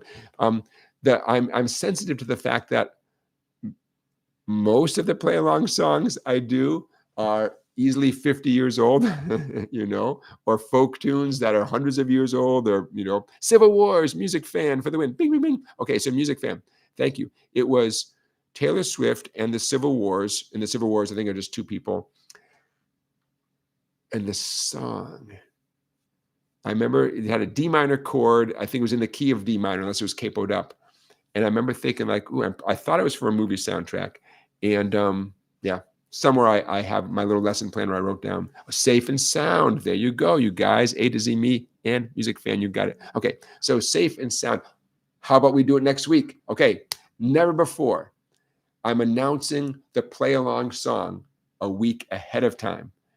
The song is going to be Safe and Sound from the Hunger Games. There we go. Thank you, Music Fan. Which I think it's Taylor Swift singing. maybe the other folks, the Civil Wars, maybe they sing as well, some harmonies and stuff. Okay, next week's play along. It's a cool tune. There you go. Never before. Woohoo! Okay, now before I forget, we have one more play along, by the way, and just to whet your appetite, our final play along song of the night reached #2 on the charts 50 years ago, as usual, 60 years ago, it reached #2 on the charts. And it's a very cool song. In the description of this live stream, I'm going to put a link to a video of the singer sing this song. And he's a heck of a dancer. I mean, like a seriously good dancer. And I think you'll get a kick out of it. Okay, bear with me. I'm checking stuff off. Check. Okay. Want to give a shout out to Empire Guitars in Rhode Island. I've never been there, but my friend Clay says it's an awesome shop. And Empire Guitars is moving and I think expanding too. How cool is that? When did a mom and pop guitar store, when was the last time one of them like expanded and moved? So if you happen to be, I think it's in Providence, Rhode Island, Empire Guitars, they're having a big thing next Saturday, the 14th of June, a big grand reopening in their new location there in Rhode Island. But they have a website. So, hey, just for the fun of it, head over to, I'm going to put the link in the description of this live stream, but it's just empireguitars.com. I don't know. How cool is that, man? I mean, you guys know, on the one hand, Sweetwater, awesome prices, awesome service, and they donated a beautiful case for this live stream. On the other hand, we got to support our local mom and pop shops, right? And Empire Guitars, from everything I've heard, is a great shop. So I just want to give them a little shout out. Good for them for expanding, relocating. $250 for a 1-hour guitar lesson. It's not my price. A very talented guitar player who I follow on social media, who I took like an online class, one of those things where he teaches stuff and it's like a Zoom kind of class. A couple of years during the pandemic, I think. I took one of his classes. Very cool. I enjoyed it. He doesn't typically teach privately, and he just put a thing out there on social media saying has time this month. One day, he's going to teach 5 or 6 students, individual private one-on-one lessons online, whatever, for $250 an hour. Oh, that's a lot of money. I don't know. So it made me think a lot of things, but way back when, in the 1990s, it came to my attention, it was mentioned to me, that if you wanted to take a lesson from someone, say in the Chicago Symphony, it was $100 an hour. I was living in Chicago at the time. And us guitar teachers were like, whoa, man, $100. Guess what? Adjusted for inflation, it's about $250 now.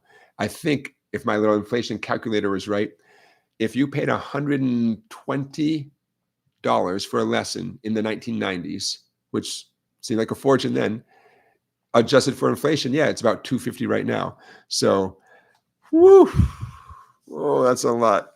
That's a lot of money. I'm not saying it's not worth it, but holy moly. So should you ever find yourself invest in that kind of money, do a lot of preparation ahead of time. I'm not saying it's not worth it. I would consider, with the right person, the right circumstances, I would never rule it out. I wish I had an unlimited budget to take lessons from lots of people myself. But let me just tell you, anytime you take any lesson from anybody, but especially with someone who's charging those kind of fees, you want to do a lot of preparation ahead of time. You want to have a list. You want to be in contact with the teacher well before the lesson. You don't want the lesson to be a get to know you lesson, right? You want to get to know them well before the lesson, and you want to have a whole checklist of what you want to learn, what you want to accomplish. I mean, because chances are, if you're like me, you're probably going to take one lesson at that price, right? It's going to be like, here's your, don't waste your shot. You know what I'm saying, right? A to Z Me says, ooh, that's really steep, especially with YouTube around. Yeah. I don't know. I thought I'd throw that out there in case you were wondering, hey, what are lessons going for? You guys know I love my inflation calculator. My dad was a CPA. So, I like to think, I like to be on top of this stuff. Instead of having a knee-jerk reaction, well, let's adjust for inflation since there's an app for that. And like, okay, wait a minute. It's still a lot of money, but it's no more than it used to be back when I was a kid. Crazy. Okay. What else? Hey, I'm going to check reading the chat. A to Z me says, would you rather charge $100 per hour for lesson or have 1 million subscribers on YouTube? Whoa. Yeah, I'd go for the subscribers. And I'll tell you why. Lessons are one and done, right? The hour's over, the money's collected, that's it. If you want another $100, you got to invest another hour of your time. YouTube, on the other hand, is like an infinite. It's the potential reach is infinite. So yeah, clearly YouTube, social media is the way to go. And a joker like me who teaches one-on-one lessons in like a little room, it's a extremely rewarding way to make a living. But it's like it's like blacksmithing. Like, oh, there's your horseshoe. Come back tomorrow, get another horseshoe. Bing, bing, bing, bing, bing. Winston is joining us from Wales. Hey, Winston, thanks for being here. Chris Create says, in marketing class, they said some customers would think a low price means low quality. I think most customers would think a low price is low quality. Yeah. You don't want to be the lowest price out there, right? In general. But I don't know. What do I know? If I was a marketing genius, I'd be a marketing genius. Hey, so did I whet anyone's appetite? I'm going to close this down. Our final play-along song of the night. I'm doing this for 2 reasons. Number 1, I just like this song. Number 2, it's a cool guitar technique that we haven't talked about tonight yet. And it went to number 2 in 1965. It didn't make number 1 because guess what was keeping it from being number 1 in 1965? A little song called Yesterday by the Beatles. So sadly, this song, which is an extremely cool song, never got to number 1. I was surprised to find that it got to number 2, though. All right.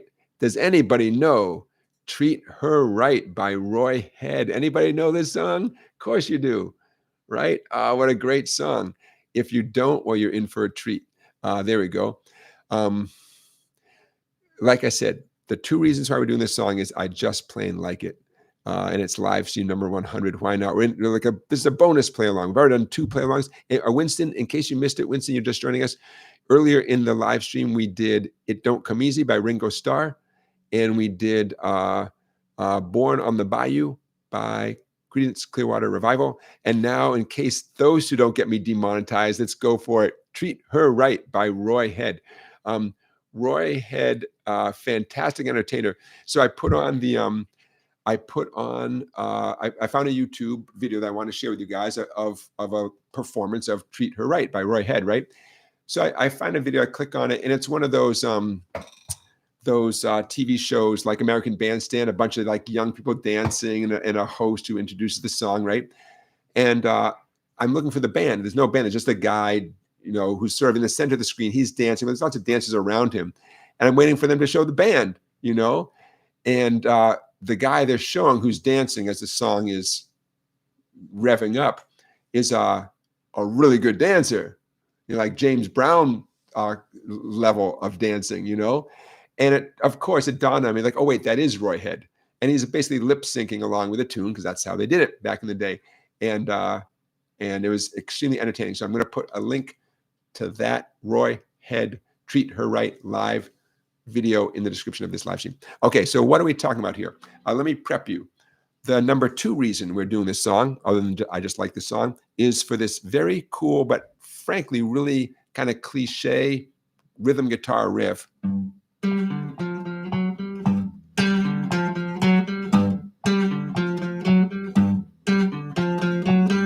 I put a G up top, not because you're grabbing a G chord, but someone else could strum a G chord while you do this. You certainly are basically outlining a G chord in a bluesy way. Again, those things that look like percentage signs, it means repeat the previous measure. So we have the first measure, and then you do it 3 more times. So let's call that the G riff. You got 4 G riffs. Second line, the whole G riff drops down 1 string towards the floor. Both of your hands drop down 1 string, but you keep doing the same basic riff, just starting on a new note, the C note. And the C riff happens twice. The second half of line 2, you're back to the G riff.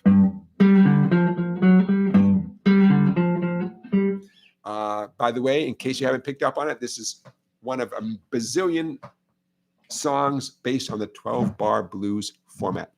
Line 3.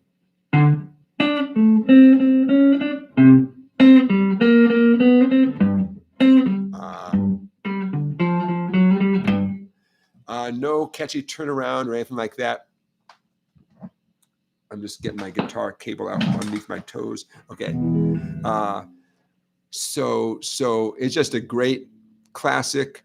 I shouldn't call it a cliche riff. It's a well-worn, a well-loved riff. Sometimes as a guitar player, you are doubling the bass line. And this is an example of that. Boom, boom, boom, boom, boom, boom, boom, boom, boom, boom, boom, boom, boom. Your job is not to strum chords, right? Even though people, including me, make a big deal about chords and how to strum them and how to do stuff. I feel it's partly my obligation to get you hip to all the other things you are going to be required to do as a rhythm guitar player, and this is one of them. Okay, so in terms of fingering, I'm going back to the G riff at the top of the page. Index finger, 3rd fret on the fat string. Now the next 5s, I encourage you to take your ring finger and clamp down on both of those 5s. 5 on the 4th string and 5 on the 5th string. Right? You don't want to, there's not enough time to hop between them. It just, what I'm going to show you is exactly how I would do it, how I am doing it. Are there other possibilities? Sure. But I'm telling you, I think this is the easiest way to do it with a little practice. Followed by 3 on the D string, 2 times, index finger, 4 on the D string, middle finger, 5 on the D string, ring finger, 3, 3, 4, 5. You put it all together.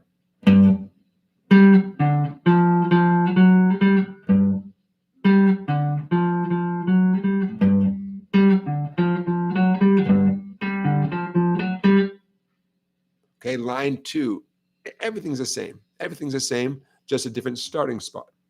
As you guys have almost certainly noticed, so many things on the guitar, you learn it, and then as the song moves on, you take that thing you just did and you do the exact same thing, just in a different starting spot, right? Extremely common. Line 2.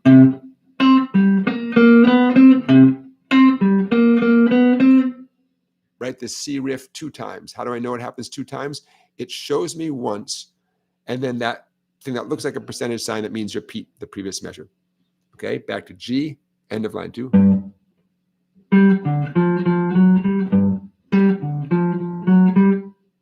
Okay, now for many of you, the final and maybe agonizing step of something like this is jumping around to these different places. And line 3 is the most jumping, or has the most jumping.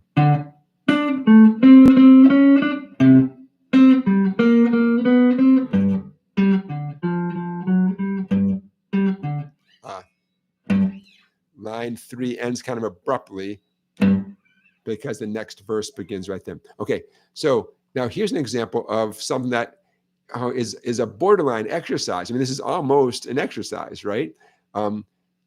It pushes you to be very specific about your 3 fretting fingers. In a perfect world, we'd be doing some specific down ups. I'll tell you more about that in a minute.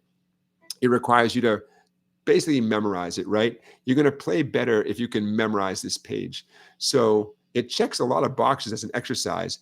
It also happens just to sound super groovy, and it's a great tune, you know? Is it an exercise? Not exactly. It's definitely a song, but there's an exercise hidden in plain sight right there. Just that it sounds so good. Okay, in terms of downs and ups, we have I'm going back to the top of the page, a down. And then personally, I would begin alternating down, up, down, up, down, up like this. On the fives, down, up, down, up, down, up. So we have a single down, and then down, up, down, up, down, up. Down, down, up, down, up, down, up, down, down, up, down, up, down, up. Could you do this whole thing with all down strokes? You could. It would have more of an aggressive. To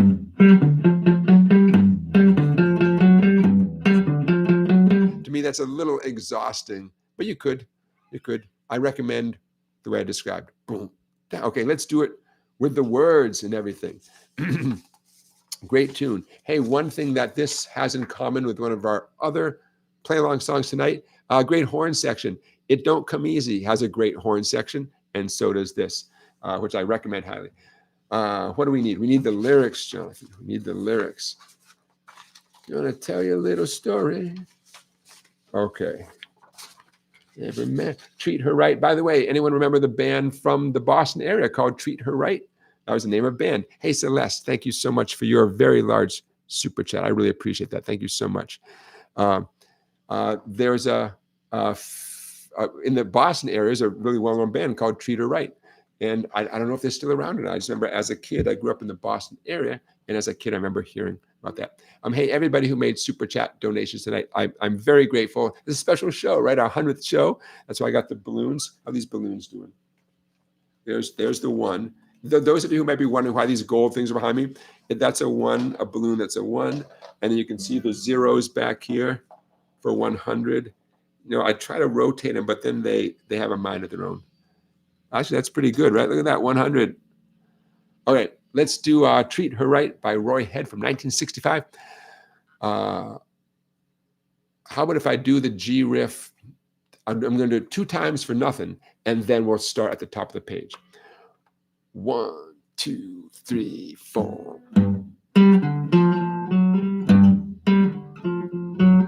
I want to tell you a little story. Every man ought to know.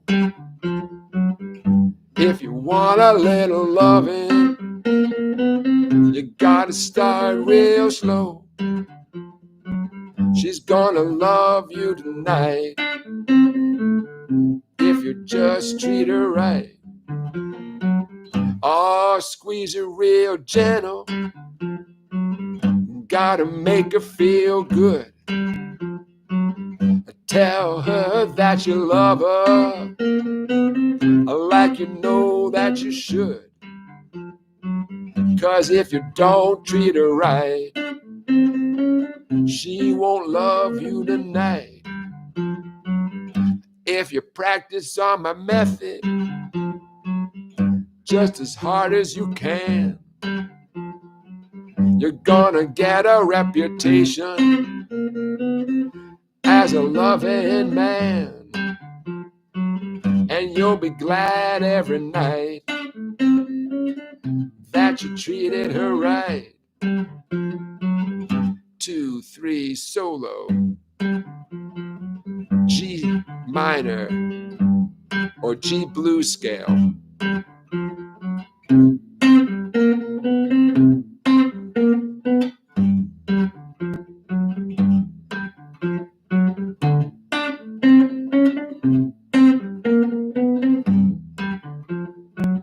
Wanna tell you a little story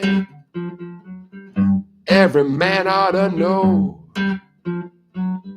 If you want a little loving, you gotta start real slow.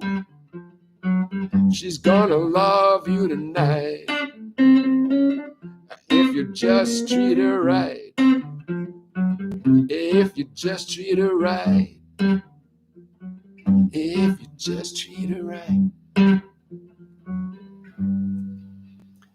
A to Z Me is reminding us that that was a song featured in the movie called The Commitments. Also in the Quentin Tarantino movie, Once Upon a Time in Hollywood. Yeah, it shows up, you know. So that's how life is. Yesterday was the #1 hit song. Someone has to be number 2, right? There you go.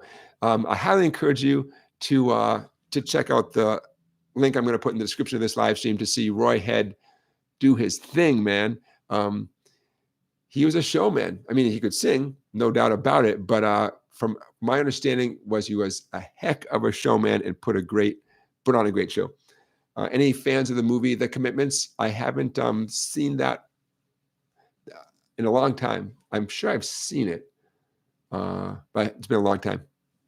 The Commitments. Okay, my friends, look at that, 7:06. Hey, it's not too late, but it's going to be too late in a minute.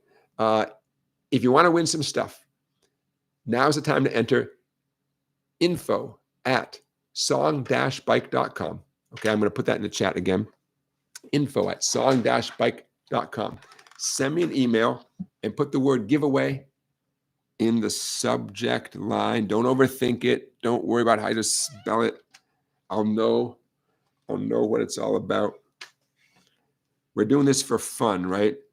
If you win, you win. If you don't win, don't worry.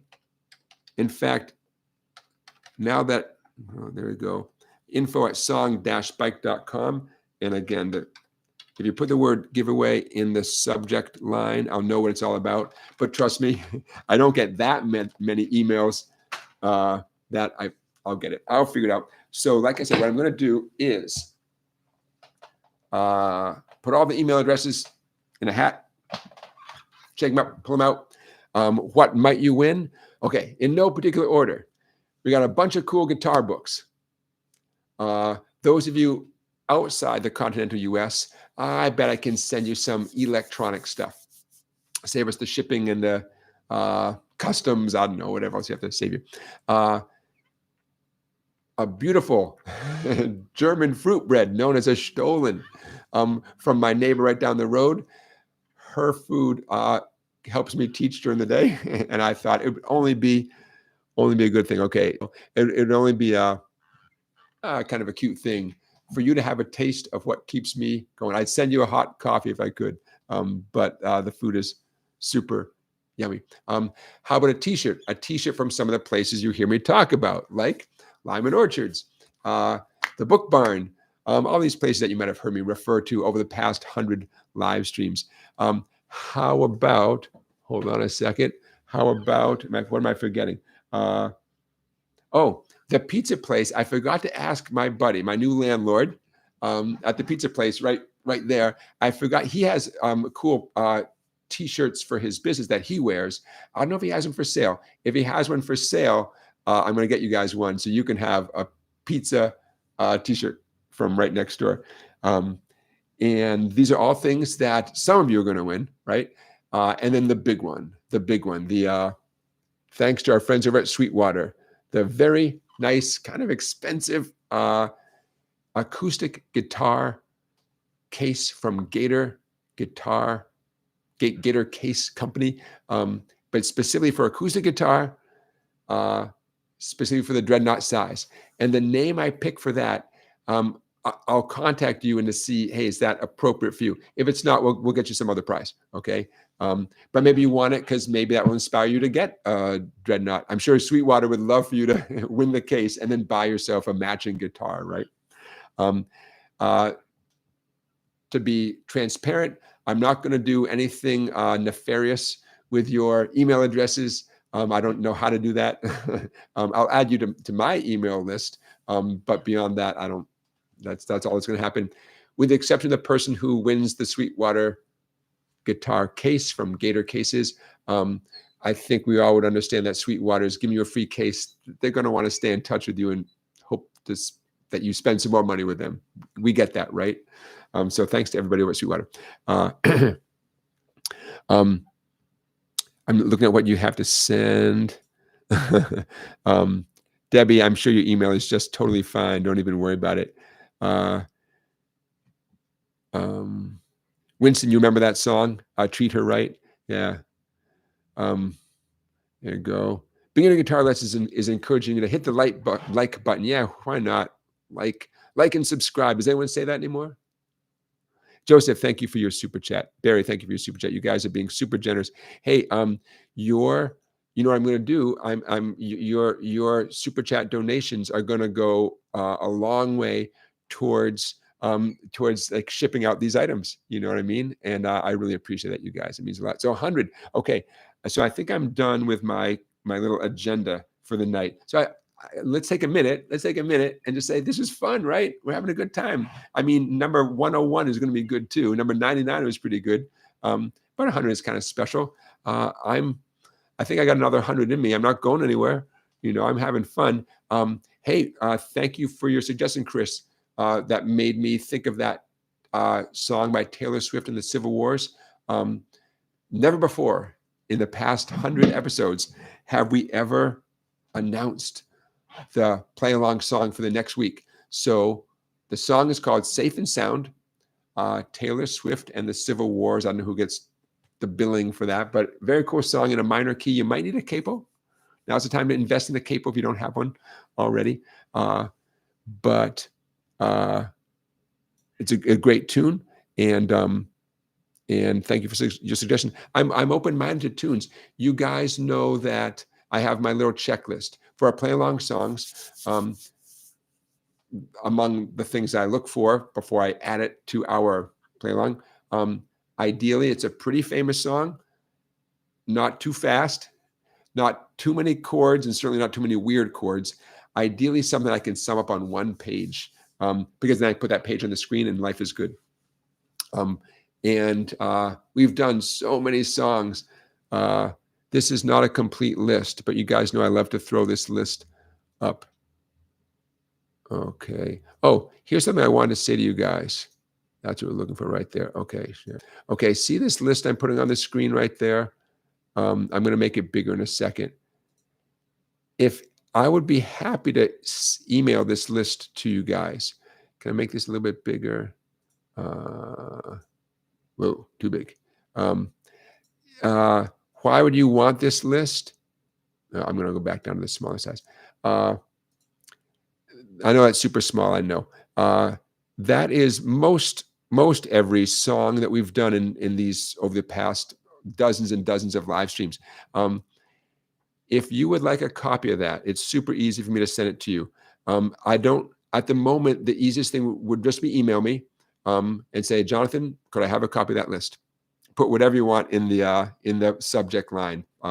Play along list. I'll understand, you know, list, whatever word you want to put in the and then I can email this to you very easily.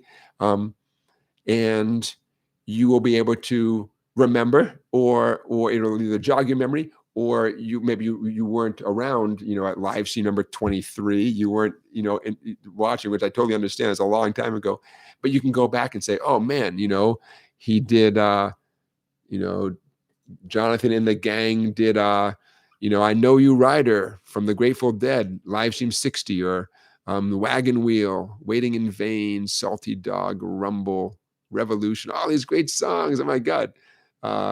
So if you would like a copy of that list, until I figure out a way to make it regularly publicly available, just send me an email. The email address, info@song-bike.com. I'll find a way to, oh, duh, I'm such a dummy. Well, one thing I can do is I can put it in the PDF section for members of my website. I mean, I know you got to be a member of the website, but at least that's an easy thing to do for starters. Scott says, next week I'll be setting up for a writing conference I help run, so I won't be here. Okay, Scott, we'll miss you. But then the week after, okay, Scott, so see you in 2 weeks. A to Z Me is confirming that we do need a capo for the song called Safe and Sound for next week. Okay, so Joseph is suggesting Obla Di Obla Da. Love it. I've heard of that song, done by that group from Liverpool. I know that one. It's a good one. So Chris Creates is saying an empty guitar case. You know, the prize is an empty guitar case. That's tonight's prize. Who knows? Who knows what the future could bring, right? All right, you guys, I'm going to stop sharing that. Hey, so, all right, you guys. The 100th live stream is in the books. Thank you to our moderators, Beginner Guitar Lessons, Music Fan 1004. Thank you, guys. We got so many regulars. In fact, I recognize so many names in the chat. It's a little bit, well, I love it, but it's unusual when there's a name I don't recognize in the chat, although I love it. It's like, whoa, hey, I don't remember that person, or I haven't seen that person in the chat for a long time. So it just makes my day. Either way, to see all the regulars, it's awesome. And then when a new name pops in the chat, and every once in a while I see a new name, and then one of you guys will say, "Oh, welcome, so and so." I think, "Oh, that's the spirit. That's the spirit." All right. On that note, I'm gonna be timestamping this tomorrow. In a moment, I'm gonna populate the description of this live stream with a bunch of the links and the things that we talked about. Over the next few days is when I'll be picking the winners and contacting you guys, saying, "Hey, you want a T-shirt? What size?" And if the color thing is an option, I'll say what would be your preferred color. Again, the physical stuff is only going to be going to people in the continental U.S. If I pick your name, you're outside of the U.S., don't worry, we'll figure something out. We'll take care of you. So, all right, you guys. Parting is such sweet sorrow. I'll see you next Saturday, June 14, and we're going to have some fun. We know what the play-along song is going to be. At least one of them. Could we do two? You never know. You never know. Tune in. So thanks for being here. Say a few good nights. I always feel gotta say a few good nights. Hey, Christian, thanks for being here. Christian from Denmark. Thank you. Christian, Winston, good night. Wingo, good night. DAC Poet, A to Z Me, Joseph, Debbie, Barry, Ralph, Scott, Chris. I'm scrolling up as fast as I can. I'm sure I'm going to miss a few people. But thank you, everybody, for being here. Thanks for taking part. Think of your questions during the week. Hey, play the guitar, because it's going to make you feel better, right? This makes you feel good. Oh, our final poll results. The poll question, speaking of the guitar making you feel good, poll question of the night was, what keeps you playing the guitar? What keeps you going? 71%. Love it. 71% just say, I just enjoy playing. 16%, you feel your skills are improving. 5%, you like the feeling of your repertoire growing. That keeps you motivated. And 9% say other. Play the guitar. It'll make you feel good. All right, you guys. Thanks again for the super chats. You guys are super generous. I will see you next Saturday. Have a great week, everybody.